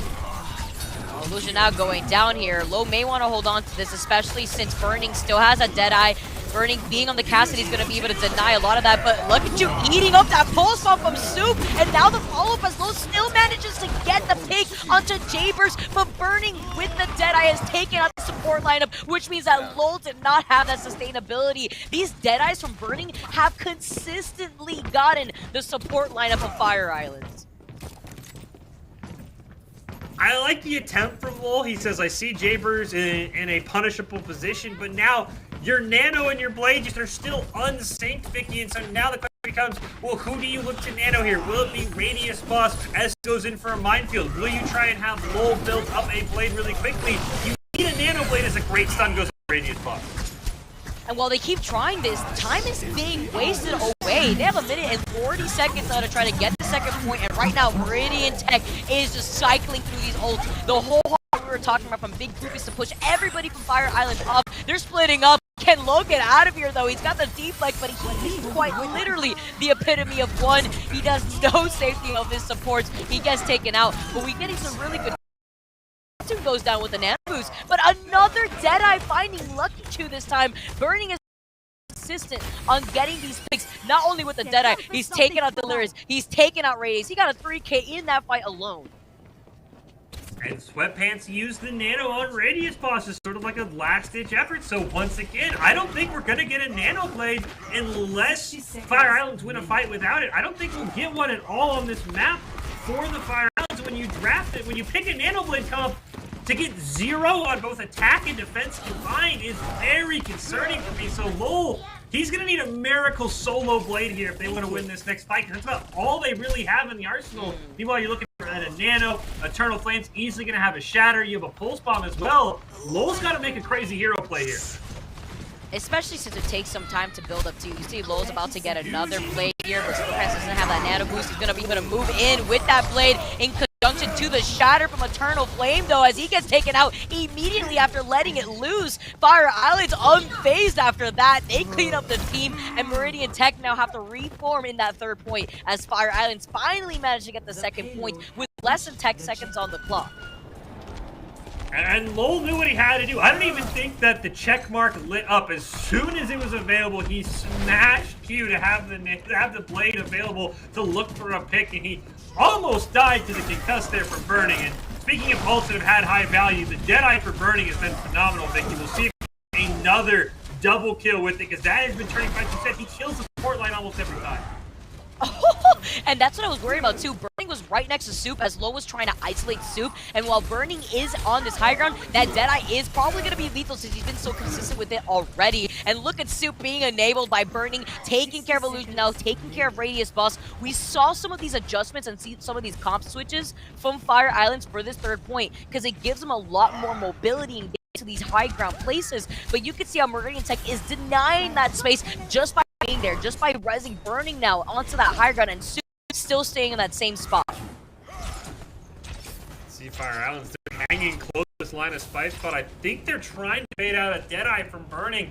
It has had so much value, as you said, the verticality. If he can get up to the high ground here on this third point, which we're seeing him running over to right now. I'm assuming he turns his corner, because Fire Islands started the fight without him. That was huge D.Va bomb right there, taking care of Jayburst, who's been isolated, but they trade that 2 for 2 as Low goes down. Won't be able to have the play, won't be able to build into that, so the Nano Boost is not going to be going on to him, trying to keep Radius Boss alive here. As Illusion now still gets taken out. Burning's been so on top of the DPS setup of Fire Island, denying that ability to move around, being on that Cassidy. Now Radius Boss wants to find the opportunity, but they can't get off the points. He gets melted after that shatter from Eternal Flame. Meridian Tech may have just fully held back Fire Islands for the second map. Gotta try and stay alive without Radius Boss. They have a Meteor Strike and a rally, but Delirious dies it immediately. Yancy too on top of that Eternal Flame. He was swinging, but he's got that support. He couldn't get killed up that anti, and now Low can come in swinging with that Dragon Blade. See him trying his best to clear out the points, and so close too to being completely wiped out after that shatter from Eternal Flame. Look how they're feeling themselves. This is the momentum that they need. But Meridian Tech, they're going to be rolling out with another set of shatter. They're going to be able to have big boofers to build up that whole hog, which should send everybody off that payload. Last fight here, there's not any ults up. Sweatpants is the closest to the Nano. We'll see if Eternal Flame, can you get a shatter in time? Oh, he won't be able to get it. He goes down. Low now also gets Jayburst here. It's looking so close. Fire Islands finally got that momentum on their side. Nice big anti to deny the whole hog on top of that all. Burning can't do everything alone as the sole survivor here can't even contest. And even with limited time, Fire Islands, they get to a round 3. Score 3. My mind is blown that you pick a Nano Blade, you land absolutely 0 Nano Blade just because Lowell kept feeling the pressure that he had solo blade, and you somehow get to overtime. I'm very curious if Fire Island's going to keep pulling this comp, because eventually this Genji Blade will just whiff without the support from the Nano. I don't know if I like the fact that the Fire Islands are going to keep playing, no pun intended, with this Nano Blade that never has come together. Such a good point too. We don't really see it often, but isolated Lowell has been able to get so much value off of the blade themselves that the deniability here onto the back line of Meridian Tech has been amazing. Now imagine combining that with the Nano Boost. Lowell's like, you know, I don't need it. I can do it myself out here. So maybe we're going to see a swap up from Lowell, and it looks like that's exactly what's going to happen. Maybe we're going to have to see, depending on the support lineup that we're also going to be able to see from Fire Island.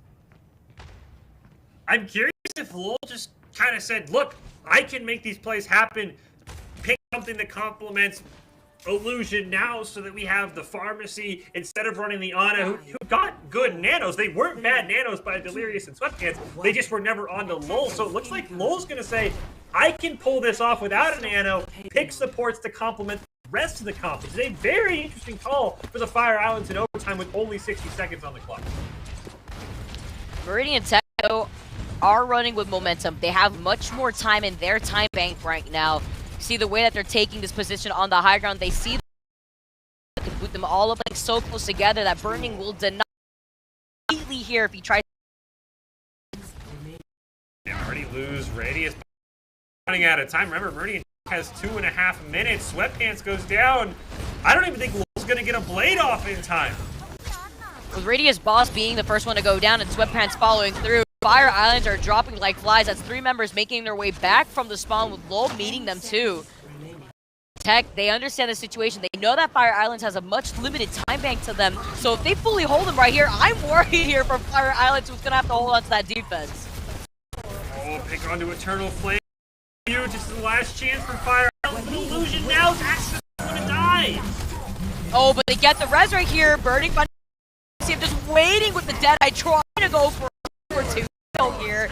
See the coalescence now from Jabers to keep everybody restabilized from Meridian. How are they going to be able to do this right here as Fire Islands won't be able to touch the point? Overtime taken away. This coalescence finding everybody, burning them out of the skies. The team wipe as Fire Islands now are going to be playing complete disadvantage with Meridian Tech having a 2-minute and 34-second time bank. To 3.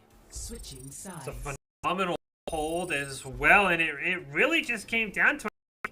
Unfortunately, Fire Islands, I think, put too much confidence in a fluke. I mean, yes, Lowell was fantastic, and I don't want to take away from his play on the attacking side of things with the solo blades, but to basically get rid of the Ana entirely meant that Genji could never get going, and unfortunately, Fire Islands, really the first team to not have success with the pharmacy.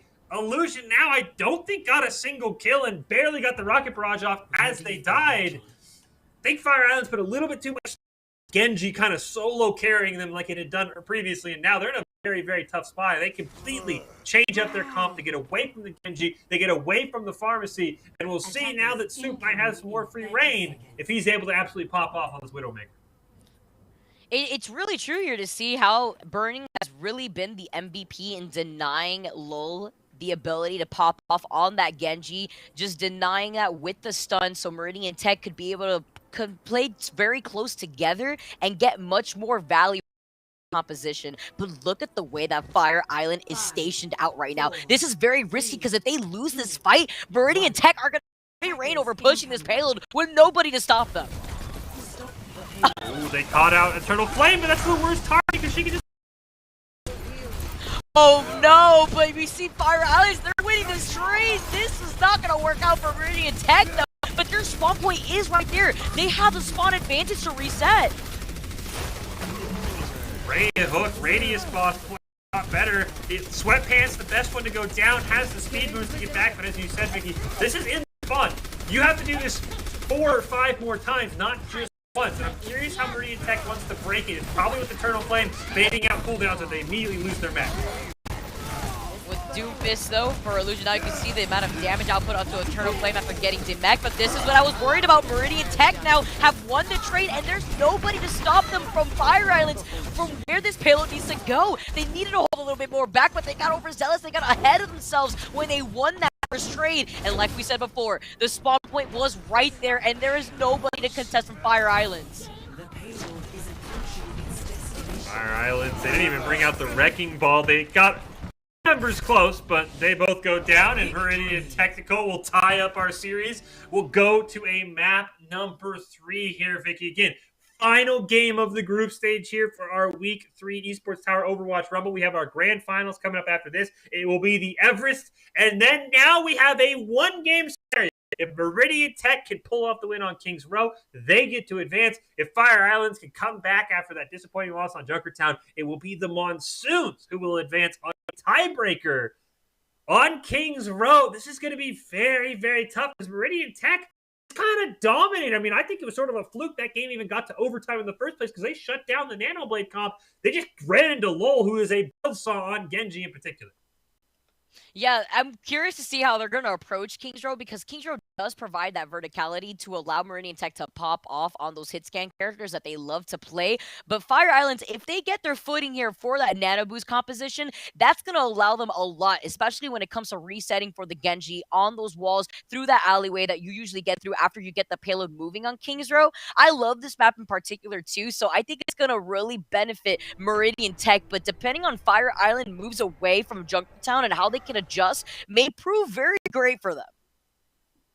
Well, here we go. Let's kick it off. Game number 3. Fire Island and Meridian Tech. Remember, Meridian Tech just has to win. They can smell the grand finals. They can taste a rematch against the Everest. Fire Islands, They're just playing to help out little brother, help out the Monsoons. And Lowell not going to go with the Genji. I think the Hanzo is the great choice here. I think he clearly has shown that he can play heroes that can take over games, and Hanzo needs way less support than the Genji. We'll see if Lowell and Burning once again have the rematch, because as you pointed out, Vicky, Burning was the one denying Lowell on the Genji, and he immediately denies Illusion now as well. Oh my goodness, the game just started and Burning has no choice but to fully send it. And even with the quick swap of 2 after getting that pick, Illusion now is going to have to bank from behind as Fire Island starts this 5-man army trying to attack Meridian Tech. But look at the retaliation as low on this Hanzo. Has had his rounds, putting him on Reinhardt's a very scary proposition because he has died first a lot. If your Reinhardt dies first, winning a fight is almost impossible. So I want to see how Radius Boss can stay alive on this Reinhardt. He couldn't do it on the Roadhog. Can he do a better job here? Let's see, I like the way he's disengaging right here. He's just allowing Lucky 2 to take full reins, be able to build up that damage with that bubble. It's going to be important to control this close quarter space. And Fem Neptune, great news for Fire Islands. Reset, but they lose Sweatpants in the process. As I say that, they trade, and now Illusion now goes down. It's just a 4-man army here for Fire Islands. Great flank from Burning. We have seen backline flanks pay out so well. Burning even picks up a kill on Lowell on the way out. Radius Boss is close to the Shatter though, and that's about the only chance they have to win this fight. Down! So the Deadeye not going to find anybody here but the Coalescence from Delirious to at least keep everybody up alive, but big anti prevent that from happening. Delirious fades away to anti to get away from Burning, but Meridian Tech have already controlled the space here to get this payload out of the garage. And Lowell kind of sent the YOLO Dragon. I think he thought maybe he aimed it perfectly. He was right on top of the point for the payload. Thought maybe he could get a couple picks to save his team, but now they don't have that. Illusion now is going to swap over to the Pharah, going into Soup on the Cassidy. Don't know if that is a great call, but again, Boss with the Shatter, there's not a lot of great ways to stop it if you're Meridian Tech besides using the barrier from the Sigma. So how can Radius Boss position himself with the Shatter to maybe get a huge 4 or 5-man ult to win this for the Fire Islands, who just right now are retreating and retreating? You see here with Meridian Tech having the Coalescence, they have 4 ults. They're about to have 5 with Burning and that Meteor Strike. But Fire Islands, they're hugging this corner amazingly. You can see Crazy Radius Boss looking for the Shatter, and he lands 5 right here, 4 rather, as the Coalescence for Jabers tries to restabilize everybody. But it may be too late right now, Fish, as Fire Islands have all the space to move up. Radius Boss holds the key to this game for Fire Islands. Unless Meridian Tech is going to swap, there's not a great way for them to stop the Shatter. He just positions it perfectly. Can they punish Radius Boss will become the question. How fast can he build Shatters? But again, now you see, you've got the Dragons up here for Lowell, who can already carry. Meridian Tech has the ult advantage, though. I think it's going to come down to Swiffer. Can he land a big grab on the back line? But they have the answer. They have the Coalescence. They have the Sound Barrier as well. And with these Dragons, they're actually forcing Meridian Tech to funnel out of that hallway to move up. See the creation landing his mark as Greens wants to use that Grammatic Flux, force them to trickle right into the line of sight into Burning here. See the Nano Boost as well, and the Rocket Barrage with the hook Illusion now. How does he get away? This is the verticality that we were talking about this area of the map in particular, enabling a lot of Fire Islands units here, but currently with Delirious out, that Coalescence can't help restabilize Fire Islands. Now, can they get any blind pressure? And I will say Lowell was so great with the blade, but his Dragon Strikes have they've been great zoning ults, as you pointed out. They can lose the oomph that I think Fire Islands are going to need in these fights to win, because they absorb everything. They backup damage as Coalescence comes out here. Coalescence to help put in a lot of that pressure. The Deadeye too from Soup to control that space. They need to respect that. Fire Islands though, they're trying around the table. I like the way that they're sandwiching Meridian Tech. Somebody needs to do something about Soup, but this Diva Matrix from Lucky Chu has been able to help out so much for the rest of Fire Islands. When they lose Illusion, now we quickly swap over to the Tracer. Now the Dragons to also try to create that space here, but Soup needs to be stopped. We saw what happened with Soup just last week, and he is a player that you want to keep your eyes on. Nano on to Big Boofus has been so clutch for the team. Got the whole hog if he wants to rip it. I love that Meridian Tech is letting their shine, as you said, with Soup and Big Boofus. The Coalescence more for Jaybirds as Fire, they're about to get another round of Coalescence from Delirious. About to get that second point. They already do so. And look at the amount of space that they're controlling up ahead here. It's just fully sending it onto Fire Islands, who just need to restabilize. They lost Radius Bus, but when he comes back, he will have that shatter. And it feels like ever since they unlocked the payload, Meridian Tech has had the ult advantage. They still have it here. It's only a shatter up for Radius Boss. He has the ability to land big ones. Now they have the Coalescence. What can they do going into 3 ults for Meridian Tech, including another Deadeye for Soup, who's been so good with this? And he's playing up for the black line too. You can currently see the way that Lucky Chu try to isolate Soup with the Diva Matrix, says we have to do something about this Deadeye, but Lucky just sacrifices themselves in the process. Well worth as Fire could actually move up though after that Deadeye was denied, and it forces Meridian Tech to actually respect the base that Fire Islands has been able to build up. But big anti after that pool, Radiance Pulse gets denied, and that means they won't have the shatter. And they wasted the Dragon Strike trying to save him as well. They lost basically 2 ults in that fight. Now Sweatpants goes down. Someone stop Big Boofus. These hooks cannot miss at this point. Absolutely insane the way that Soup is playing, has continued to play. Just the fact of being so consistent as a player here. You see the Biotic Orb taking Fem Neptune. You see now the Sound Barrier from Fire Islands, but Lucky Chu with a big Diva Bomb denies 2 members of Meridian Tech, sending them right back to the spawn. Look how close they were to getting this payload to the finish line. And now with only a minute and less than 35 seconds, Meridian Tech need to come up with something new. Good thing for Meridian Tech is they have enough time to try and take a dry fight, force out the Shatter, force out the Deadeye from Illusion now, and then you can come back with foreseeably 4 ults with Kings, Burning, and Big Boofus. If they take a fight now, they can bait out the Shatter. I think that's what they need to do. I think if they take one last fight, there's going to be too many ults up for both teams. They need to bait a dry fight, be boss, and bait out a Shatter. To see the way that Fire Islands also cycles through their ults, because currently Meridian Tech, like you said, they're approaching almost all their ults minus that Coalescence that charges up like a 3rd ability here. The Deadeye from Soup is on board. It's been lethal so far, and Radius Boss is lose that shield. Oh, but with the Shatter, he drops down the shield right on time, but they do not find Soup in the process of that Shatter. So he still finds Illusion now, but the trade is in favor for Fire Islands. Fire Islands is going to have the Coalescence and probably nothing else, and they just ripped the Coalescence and nothing. Oh, okay. They Getting had ahead of no themselves. ults. Gonna win this, maybe Fish. That was a little over ahead of themselves, but because of that, they're able to sustain the tanks that just get hit with this anti, that lets you just get deep-mech. But with Illusion now playing out of the backline, they do have that turret that finds Fem Neptune, so they won't have that nano boost and they won't have that meteor strike from Burning. Here's the meteor strike that you're talking about. Maybe Lowell gets a Riptire, but he gets taken out by Soup. But they're just running out of time, and the respawn's Fire Islands here. Tech needs a team wipe. There was a switch between Sweatpants. He takes out Soup, he poops him off, and you currently see that Lowell is going to be able to move in with that Junkrat, with that Riptire, but the Diva Bomb finding Kings' future because they don't have that deployable barrier. They only have Big Boofus, so that means they don't have a shield. Now this Riptire is going to clear out the points, and even though Low gets taken down, Burning can't get rid of the bomb that comes down after taking care of Low. Sound barrier from Sweatpants. That just wins it. Fire Islands with a great hold. I know you and I, as soon as that Coalescence, we'll call it a fat finger from Delirious, which happened to the best of us. We're like, uh-oh, that's not looking good, but they just had so much pressure. I mean, we had a great view of it. That Torbjorn turret distracted the Sigma for way longer than it should have. King Swiffer, I think, attacked the Torbjorn turret more than he attacked anyone else in those last few fights.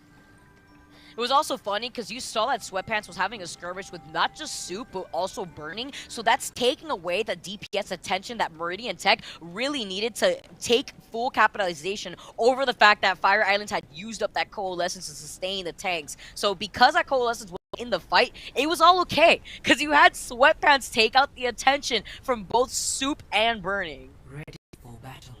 It's up to the Fire Islands. If they can push the cart to the parking spot, the Monsoons will advance to the grand finals coming up next. If Meridian Tech can hold, they'll get another shot at the Everest in those grand finals. The Fire Islands really have 12 players playing right now for them. They have the 6 on the field, and they have the 6 in the Monsoons that are cheering them on the sidelines, hoping for their first ever grand finals appearance. I'm curious what the Fire Islands want to do. They really haven't had a solid comp, but they just have had solid players outplaying Meridian Tech, who I think has had the better comp decisions. They just haven't been able to put it together. I have to see if they could try to figure something out here. It's going to be absolutely lethal here with Fire Islands being able to hold back Meridian Tech. They just got to get that payload to the finish line. They're going to take Ilio. Game number 1. They're going to allow their big bros Monsoons to come in, face off against Everest, or is Tech going to be able to kind of flip the tables here and hold back Fire Island for this first point. Lol on the Genji. I love to see it. Will him and Sweatpants finally be on the same page?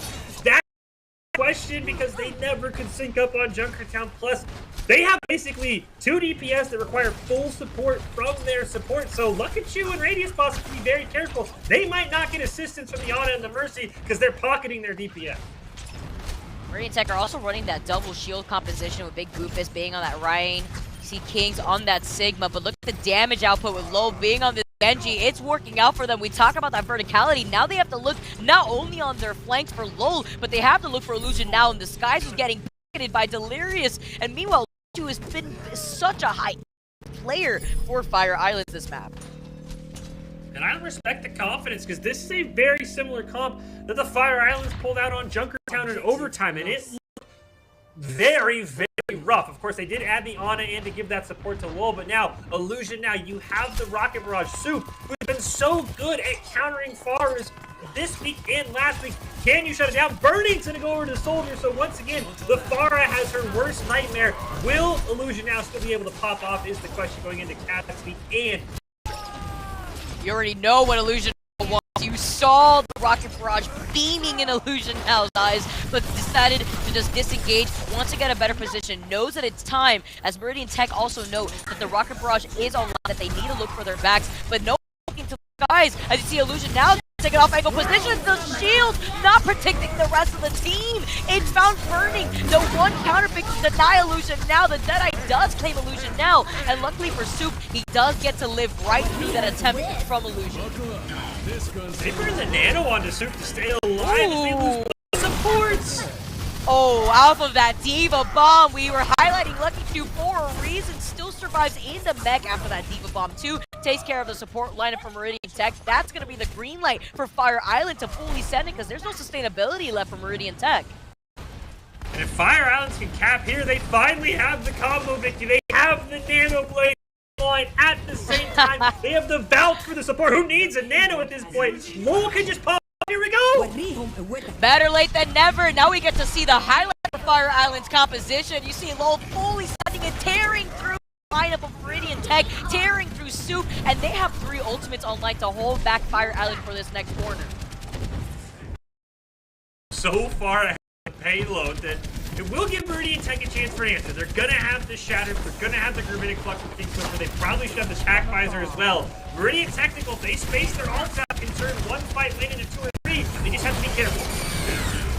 I feel as though from Radius Boss is going to be able to buy Fire Island even more space, though, that they've been able to build up for themselves. They have to look out for this Tac Visor from the high ground and from Burning, but again, we highlighted the amount of ults that Meridian Tech have. They just need to utilize that as Soup goes down. The res onto Radius Boss to get them right back in the fight, but they're playing at a disadvantage with only the Valk Delirious to keep everybody from Fire Island alive.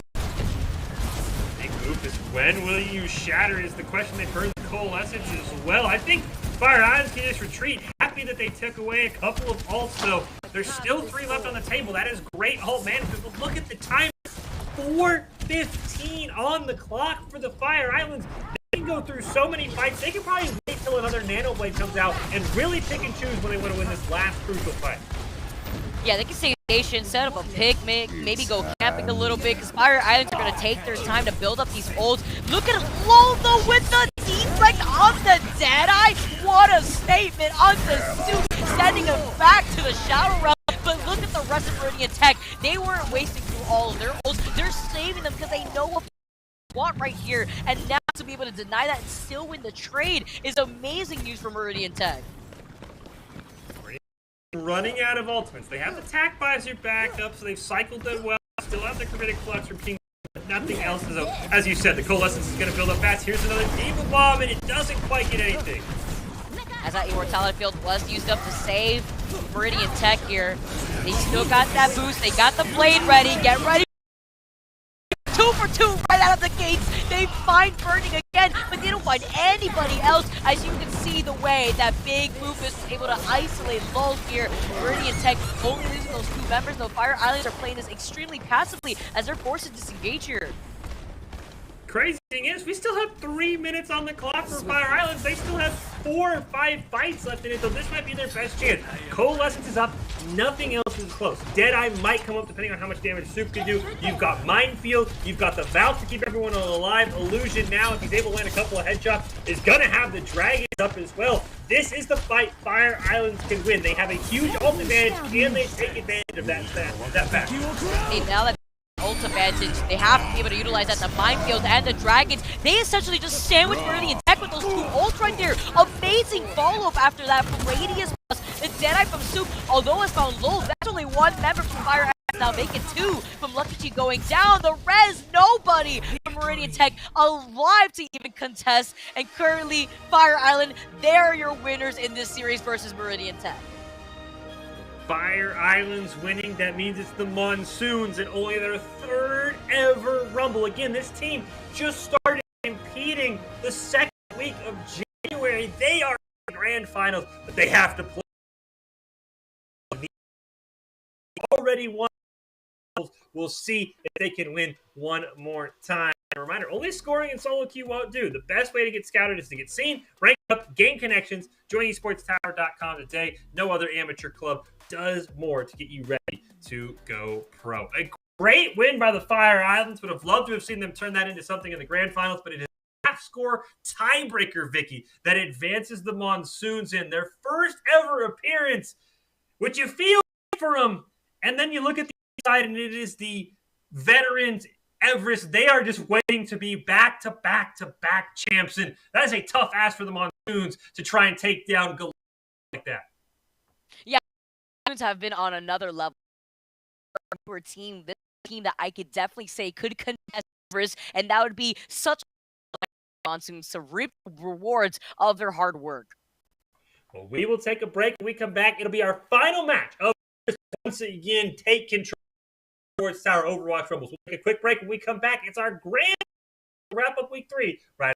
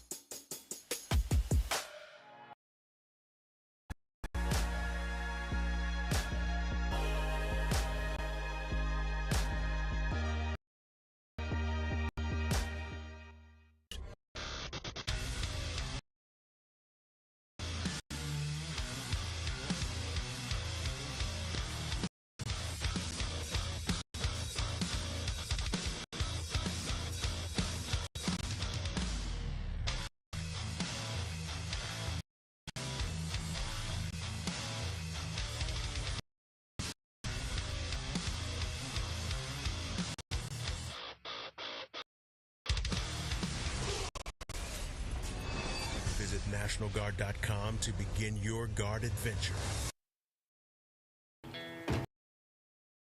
Here are a couple. Always buckle up. See.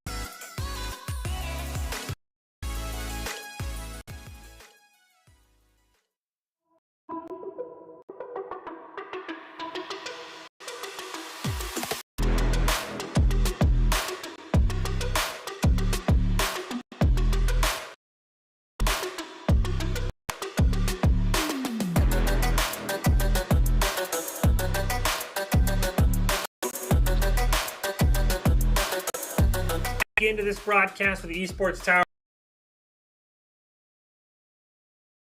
Week Bulls are two as Everest grand finals. We'll see what they take on the here with a chance to go back to back to back, while the Monsoons, making their first ever grand final appearance, are looking for the upset of a strong team. Of course, I am your host, Michael Fisher, and joining me to call all of the action, my co-caster today has been Vicky Kitty. To Esports Tower, your Esports Tower Club. Let me explain how it works. If you want your gaming ability and get connected to the industry, sign up for one of our Esports Tower clubs, tower.com. So Rocket League, Overwatch, and more. And once you're registered, you'll be quickly placed on a team that competes in a division based on your current rank in the game. Teams will attend versus on the Esports Tower Discord twice weekly and tournament combines. Coaches will run practice sessions following the Esports Tower approach, host VOD reviews, scrimmages, and skill training, and more. Periodically, your team will be playing against other teams in your division to apply what you've learned in practice. Your progression. Throughout the year, our club members gain access to exclusive events and workshops with esports influencers, college scouts. So top Esports Tower Club teams compete in events streamed on esports television, Twitch, and YouTube. No other amateur club does more to advance your to get considered, plus connecting to college and career opportunities. So what are you waiting for, guys? Head over to esportstower.com and let's get started so that you guys could be seeing these pros that we're seeing tonight. I think it goes to show how much work these Esports Tower teams put in. Vicky had some great teams like Meridian, like College joining us, but at the end of the day, it's the Esports Tower Everest taking on the Esports Tower Monsoons. These two teams felt the most prepared, the most ready to go, and we will see, again, best of 5 grand finals. Curious if that changes. Going out, it was curious. Monsoons, Meridian ended up with the same record, but it was the Monsoons advancing to the grand finals on a map score tiebreaker to be able to square off against the Everest in our grand finals. It is a best of 5. It's going to be very, very tough because the Everest are so dang talented. And before we hop into our grand finals, Vicky, I think it's only fair docs keys to the by the Esports Tower. Score advice at esportstower.com. Improve your game sense, improve your team play, improve your under pressure. You'll get matched up with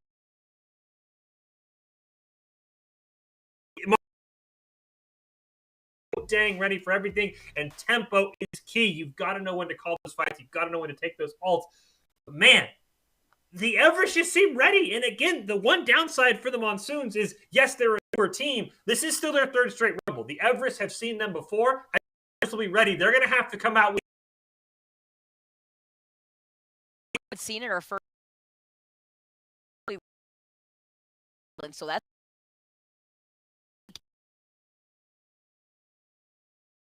Everest have been some different compositions. I'm excited to see what, especially consistent team so far in the Esports Tower Rumble. Let's kick it off. Let's jump to Busan for our finals. Remember, it is a 5, so we do get. We'll see if the Monsoons can get us to where the Everest on themselves. We hop in. There's ever Rumble. This team hasn't even been together for 2 months, and they're already in the grand final. Can they reach the summit, or will the Everest just kick them back down and go back to back as we find out here? So much potential for this team. I'm so excited to see what they do against a team like Everest, a team that we saw dominating just last week. We're going to see a repetition of that potentially, as Monsoons are going to be the contenders here within this grand finals. It is best of 5 though, so this does allow much more flexibility in terms of adaptation to Monsoons. And all eyes are probably going to be on Holy Chubb and Fulcrum. They're the lifeblood of this Monsoons. Holy Chubb's the squad. This time on that May can easily wreak havoc on a backline to kick off our first play. See Anarchy though getting frozen in their boots. Panda Squad on this way. We saw Panda Squad did last week with the Hanzo now being on the so much of that after building up that blizzard. They lose Diamond Dog, they lose their tank, only really relying on this fun feedback at the moment for that sustainability, for that space building that they can build in. So now the point's gonna go in favor for Monsoons first.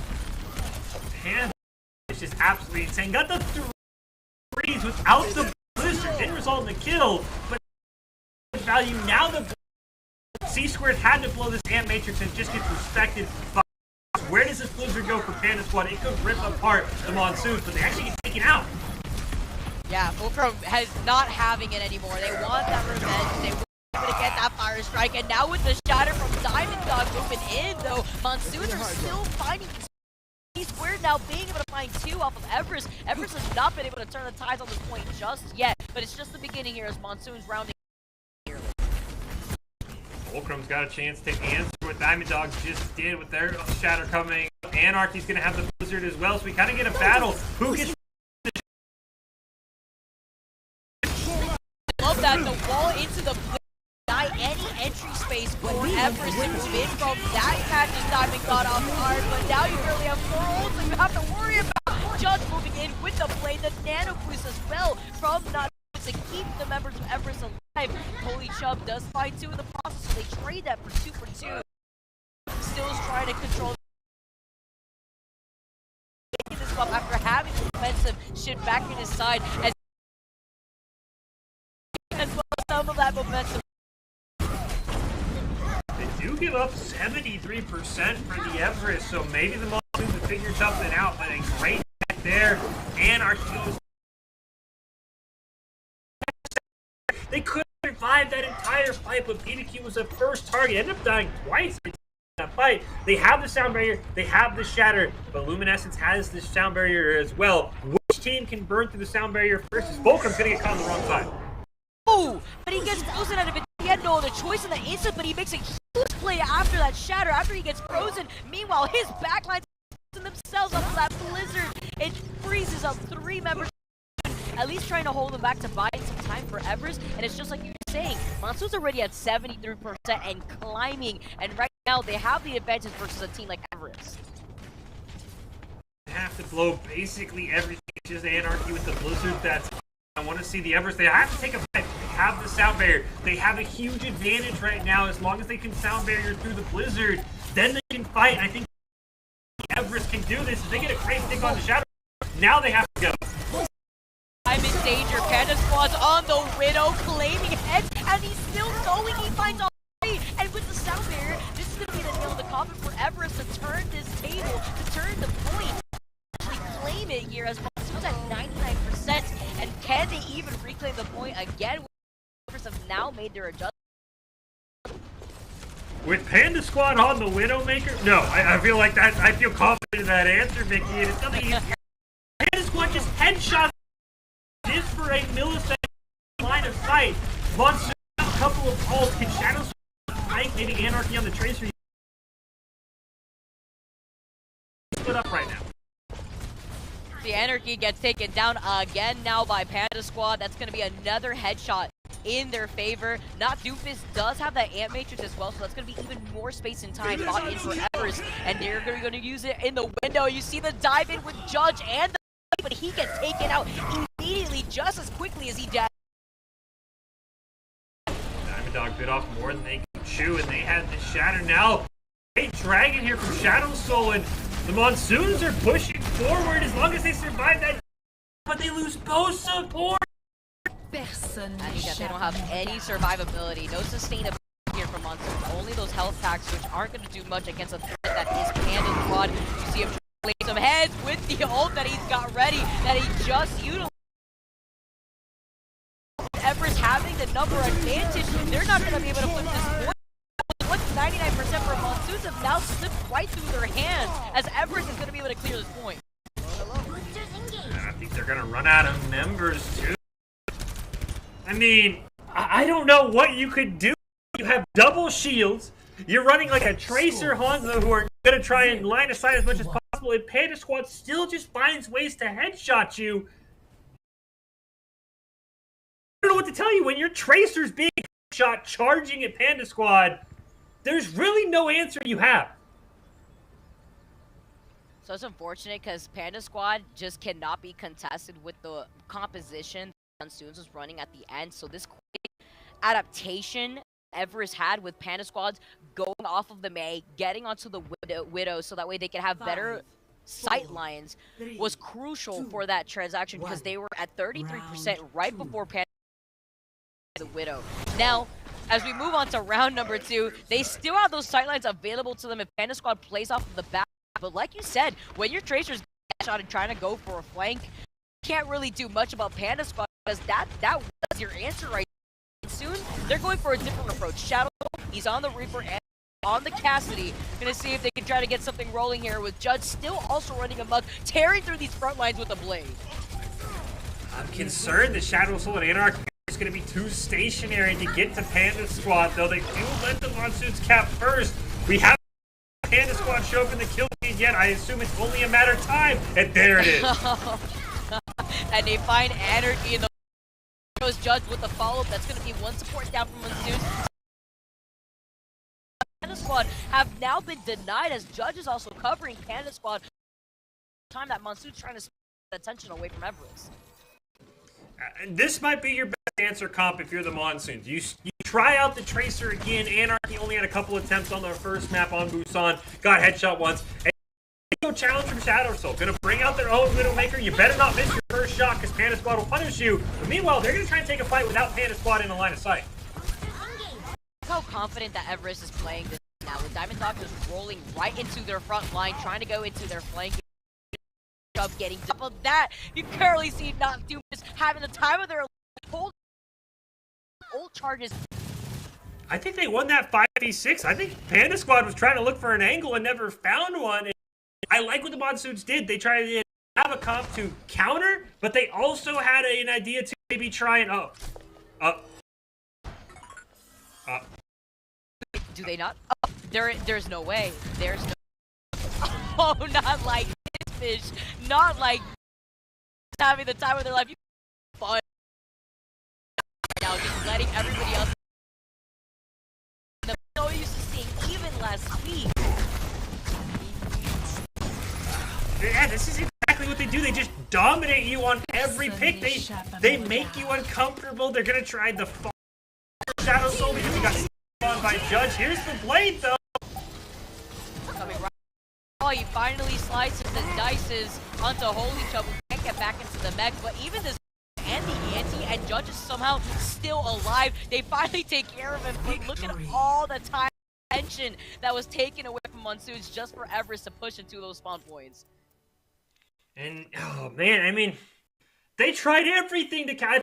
They played 6 different deaths to try and find a way onto Panda Squad, and nothing. Again, I love nothing against you, Shadow Soul, personally. I just don't know if you can counter Panda Squad, but that's probably your best bet. We saw, like, try Reaper Cassidy. They got their heads off, and they couldn't blow Maker. Man, I mean, honestly, if you've got to try just a better, you've got doesn't have a sight line, which is so.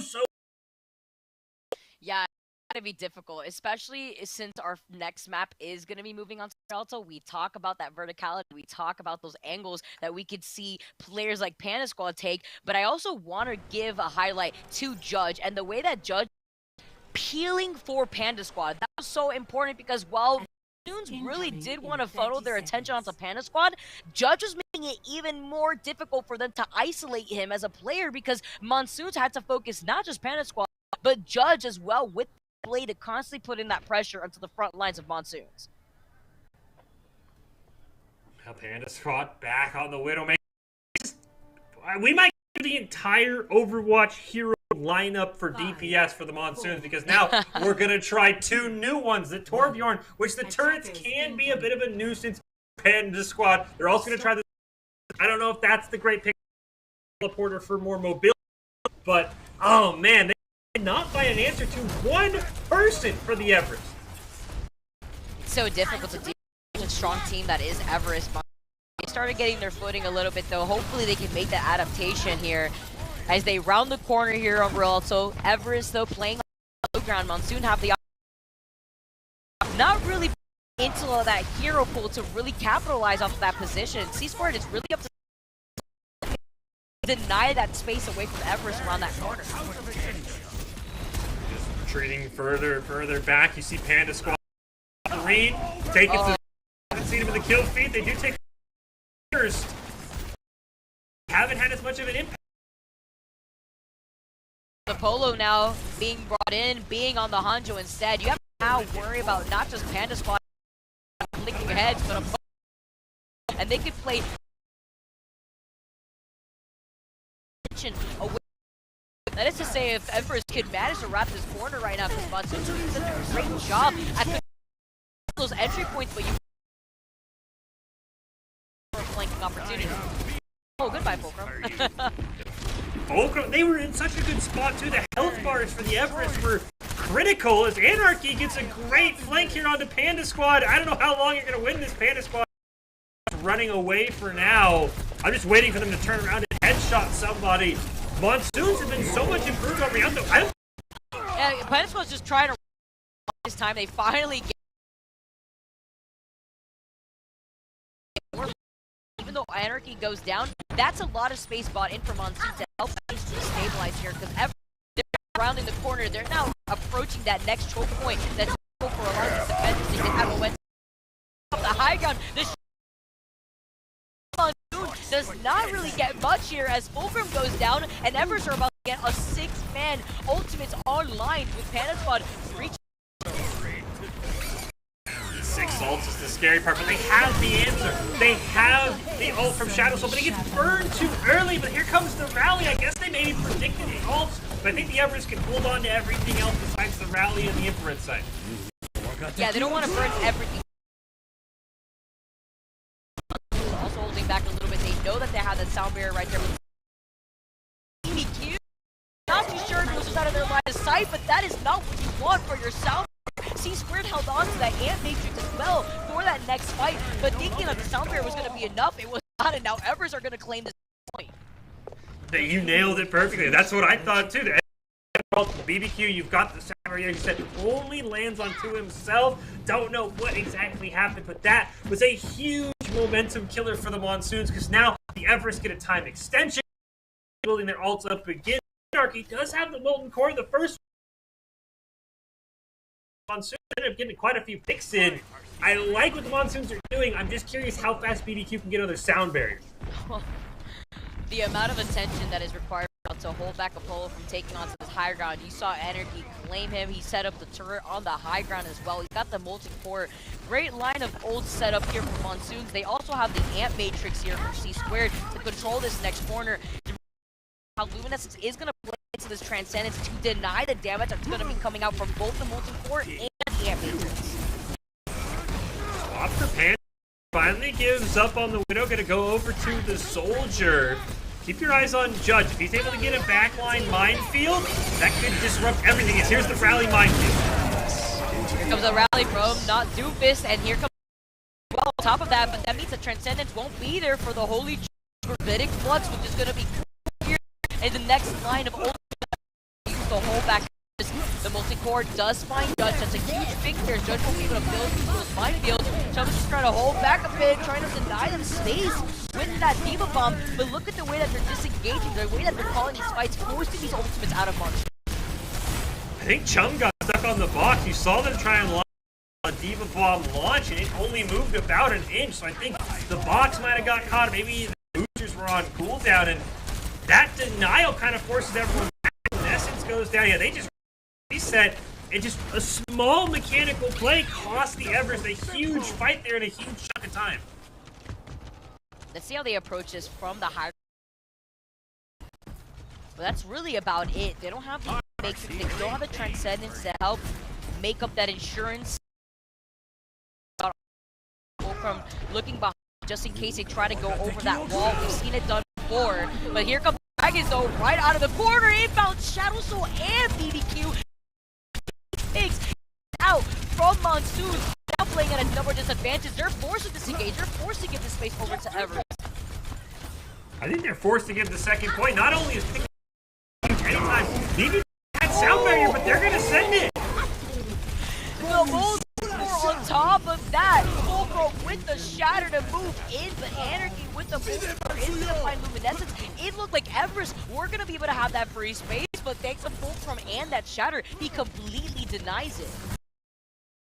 Hey, just caught the Everest off guard. Much like the Everest, I was expecting, okay, you have to retreat. BBQ's not in range, but Fulcrum just hits the shatter. He gets BBQ be able to get there in time. Now we get an epic little duel with Panda Squad chasing down Anarchy, and Panda Squad, he might not be on a sniper, but he is still scary. They were chasing down Panda Squad. They did not let him go away, but in that denied a lot of attention away from BBQ, and now those minefields that were getting set down had both C-Squared and Holy Chubb, so the Gravitic Flux would not be able to be used in that fight, and C-Squared essentially wasted that Ant Matrix since the rest of Monsoon.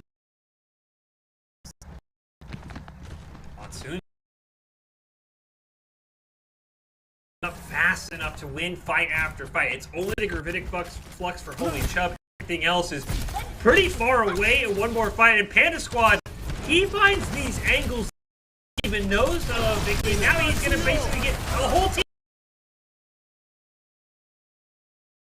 They've been isolating Panda Squad a lot better now. You can see Anarchy chasing him down. They see him as a threat, but with Dragons to follow, it's going to split a lot here from Monsoon. Now, in essence, the Gravitic Floods sent everybody from Everest to that Molten Core 2 to try to combo that off of Anarchy, and Anarchy's turret has now found Luminescence. I like this gameplay that we're seeing from Monsoon. This turret from Anarchy, it's putting in so much additional pressure, and the Molten Core is getting in so much space. But with this Tac Visor, Panda Squad has now made a statement, has now invited himself to the party after coming back from the spawn. And they cap it, and that's the thing. They shut down Panda Squad for almost that entire map, and then he pulls out a double kill with the Tac Visor he had been holding on to for a while, looking for flanks. And I will say Anarchy did a really, really good job of always tracking Panda Squad. I think that's something a lot of our other teams ran into issues.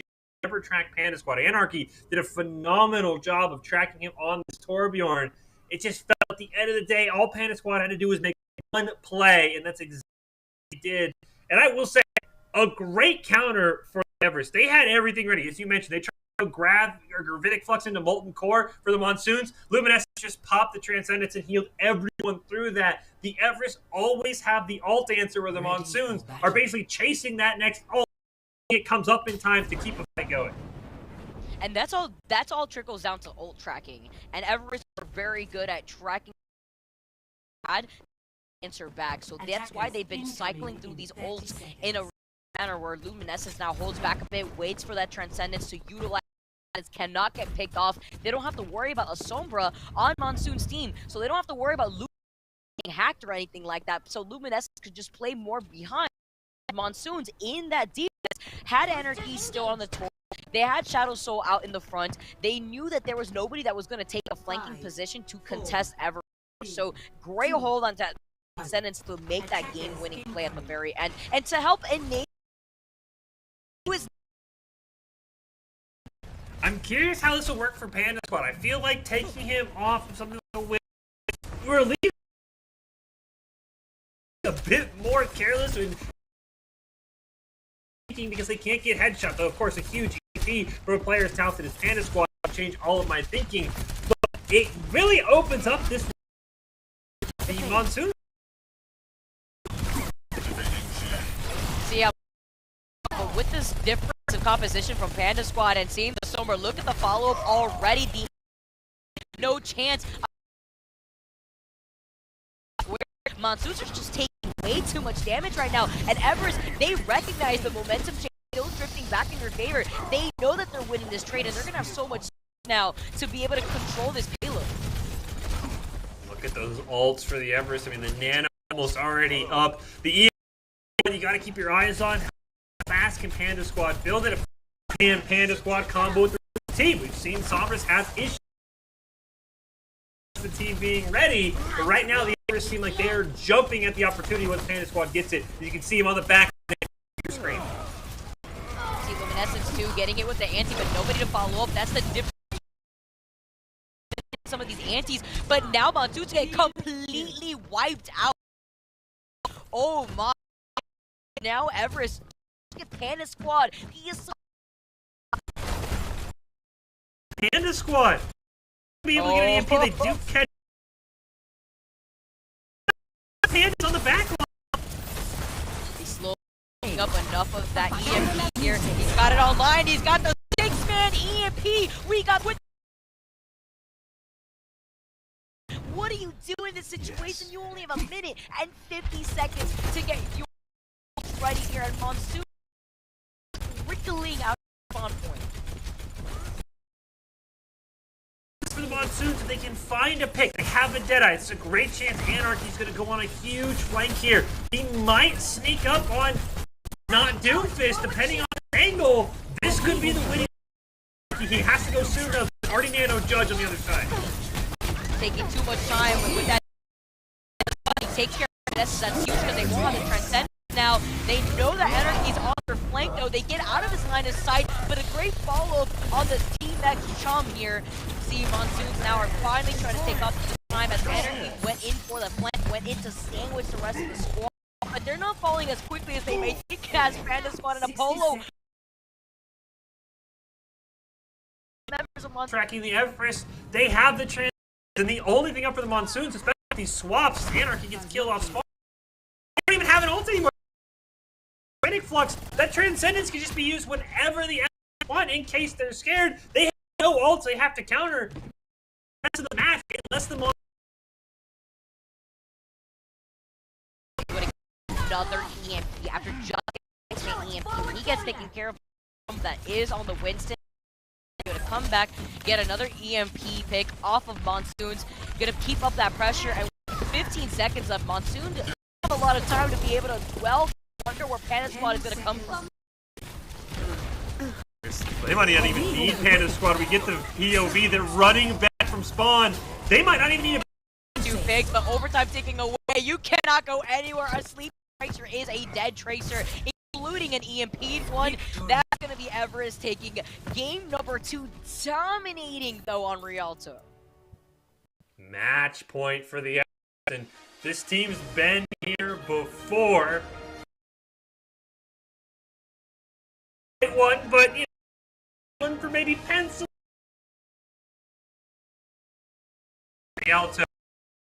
It will be Murray, which again it has more sight. Proving he can play anything. Nuisance, so better team can sometimes snowball. A very quick attack map for the Everest potentially. I'm thinking about how quickly they're gonna try. Are they gonna the Soul, the Hanzo, or the Widow at this composition? Who are we gonna get? The other is a best of able to take last 2 maps as a way to just take it in and maybe figure out a game plan to contest Everest, because currently right now they are just on a assistant within the Esports Tower Rumble and they need to be dethroned.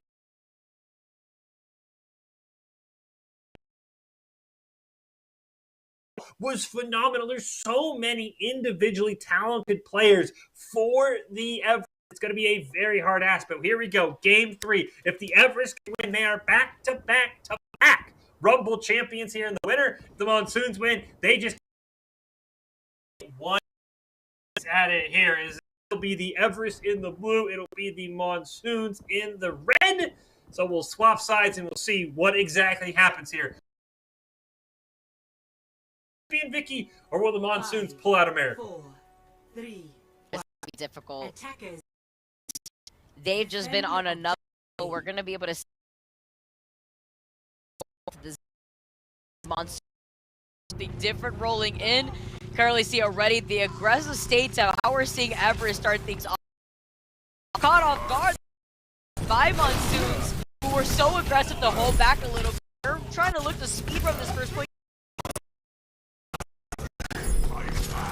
Monsoons, they, as you said, this is a dream scenario for the Monsoon. Let's back a bit. Let's talk about that application that we just witnessed from Monsoons. This is what I'm talking about when it comes to a best of 5 Dio here. But look at a setups. What? It's a 3 here. And I was worried, but now we've seen this time and time again where Everest, they can hold and fully hold despite the time advantage that and they lose the ult in the game. In your shatter on Fulcrum. Of course, second point Hanamura with the shatter can be a bit tricky because of all the high ground defenders have. And now picked off. What I love is that we're seeing the between Panda Squad and Luminous following up after those Discord orders. Take note here, as that's going to be a lot of damage here from Everest put down onto Monsoons as they try to approach small point. And that Graphitic Flux, that's going to spell Christmas for Everest. Yes, they choke point, but they know it all starts with Fulcrum on the shatter. He's got to get a play here. Can he get the... Oh, shatter! All from those symmetric turrets have just been so lethal right now in this composition. Don't have anything up right now. They should have the sound barrier for BBQ, but you see, photon barriers up for Apollo. Judge is going to have the whole hull. All Grand are just chasing in terms of ults, and I don't think they'll ever be on the same page unless the Everest over-aggress and pop way too many ults in a fight. Out those ult tracking we're seeing from Everest, they know currently what Monsoons has, but with Shadow Soul being on this Doomfist, it's going to give it a judge out of the competition, send him back to the spawn.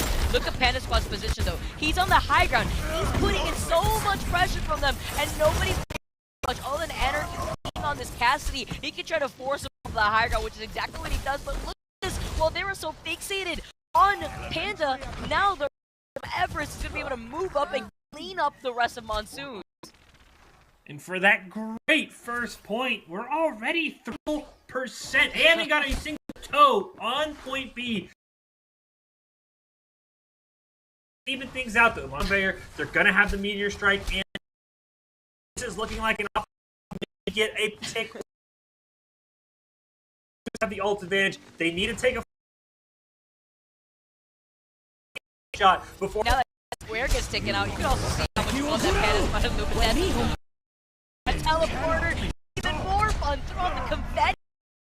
Dragons, he finds BBQ, which means a huge make it 3. Just keep every single one of the fights. We've talked so much in these last 2 weeks about adaptability. They're just running to the same spot. The choke order. I know it really complements their comp with the shatter, with try the same small choke again, Vicky. The definition of insanity is something have this composition where it's really helpful to take on the high ground, but they don't have a symmetric teleporter to get and force themselves on the high ground instead. So they need to Everest off of this high ground. They're just gonna get beamed on if they have Shadow Soul's not playing the edge. Maybe if they can isolate Luminescence was getting ahead of the way back there. Battle with the Transcendence.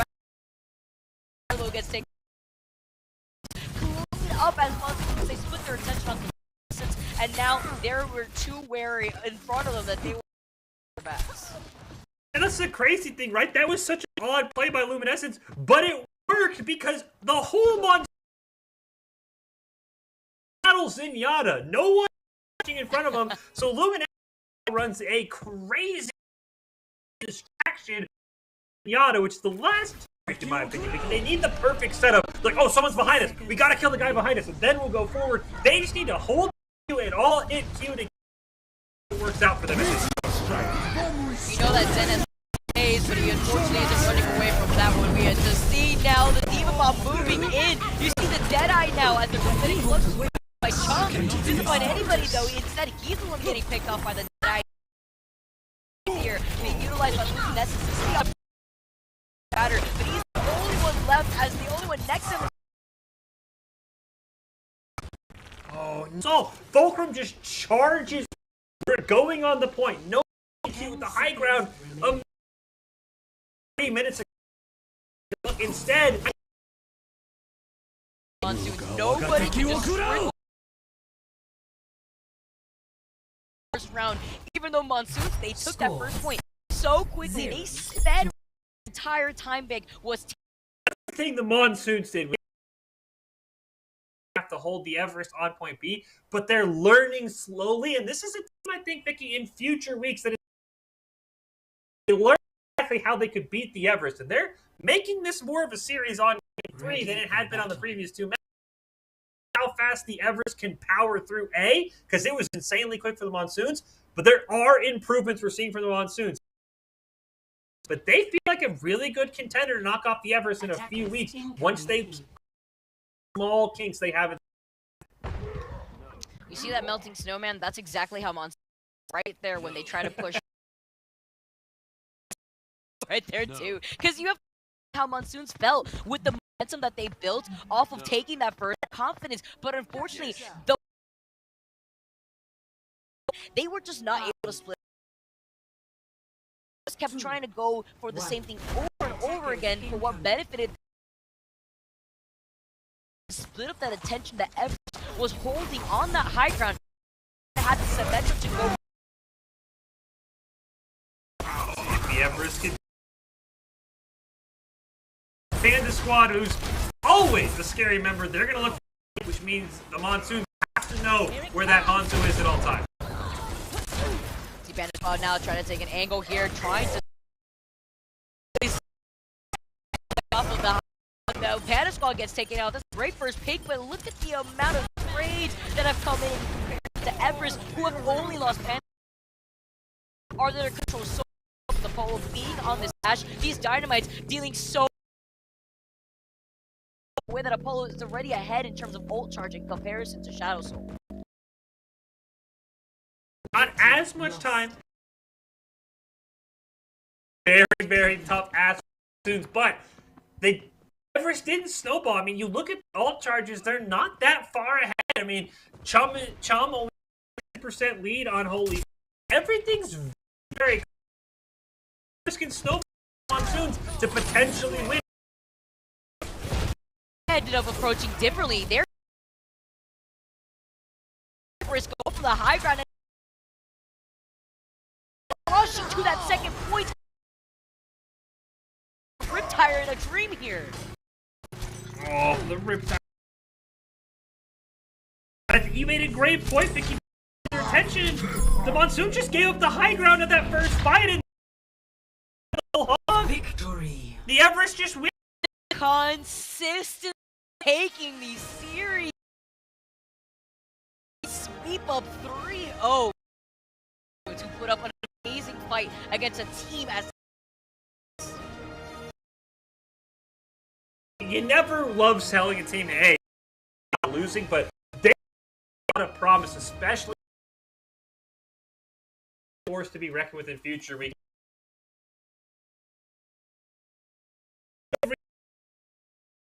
Like a little bit, just a reminder that if you want to be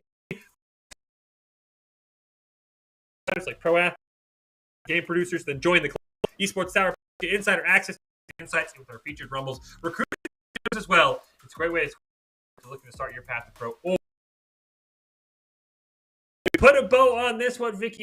A big congratulations to the player of the Panda Squad. Wasn't as dominant this time, so I think the nation's a bit more wide open. I also thought Panda Squad earlier, those players just really were able to because Panda so much work. Though that first map that we saw off from Panda from the May into the Widow, I feel like at that point they built up so much momentum and respect that it was displayed throughout the rest of the series. So my pick is gonna have to go to Panda Squad. I think just like Atomic to I did for Fire Island. They went 1-1 today. They did beat Bernie Tech, but Low really spot because and they did it. Okay, how do we support a player of the game in Soup? Always in I think Meridian Tech. This is right there. It's gonna be. Will end up being there's about 3 solid choices, but there it is. I'm right. Oh. On the Genji, I will. Yeah, and the adaptability from LoL in general. Mercy, the Mercy at that, splitting a lot of that attention to the res. It really shows you how Lol was fantastic. It's like everyone besides the Everest is not a whole lot to finish. I mean, every game was minus any game the Everest were in. So I think these Rumbles are to see who will play the Everest in the. Congratulations to Lowell. They are the player of the credit union.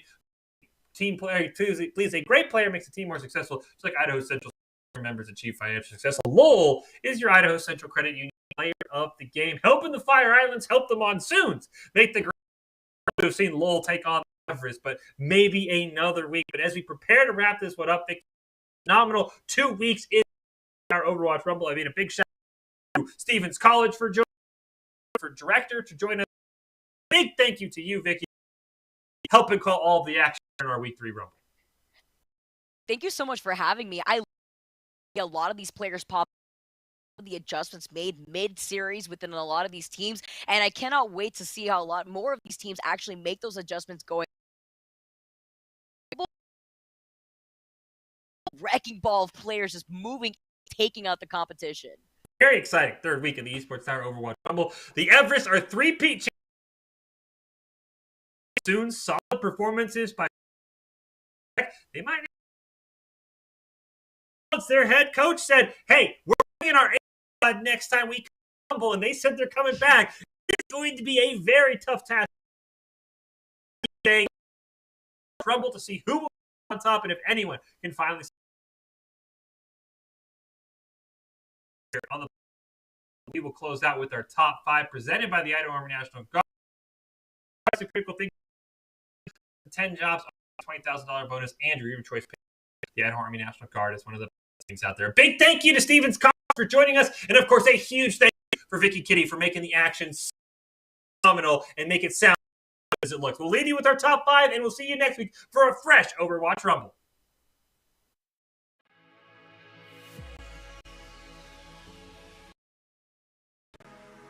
It starts with a Lowell EMP, but instead it'll be the Gravitic Flux. The Dragon wipes out Mon. BBQ takes the lift you with them, but that's fine. That's gonna allow Fire Islands to have fight. Keep your eyes out on. Oh, they get a nano on the big Boofus. Has been so. Teaming up the whole hog if he wants. Letting their carries shine, as you said, with Soup and Big Boofus. The Coalesce is still on board as Fire Islands. They're about another round of Coalesce, but now you barely have 4 ults, so you have to worry about just in with the nano boost as well from does find two. As Monsoon still is trying to control this point, you see Judge though on fire after making this up, after having the defensive. Yeah, they don't want to bring everything just yet. They want to hold that on for that next control point. They know that Monsoon is also holding back a little bit. They know that they have that sound barrier right there, but the sound barrier only protecting BBQ. Not too sure it was just out of their line of sight, but that is not what you want for your sound barrier. See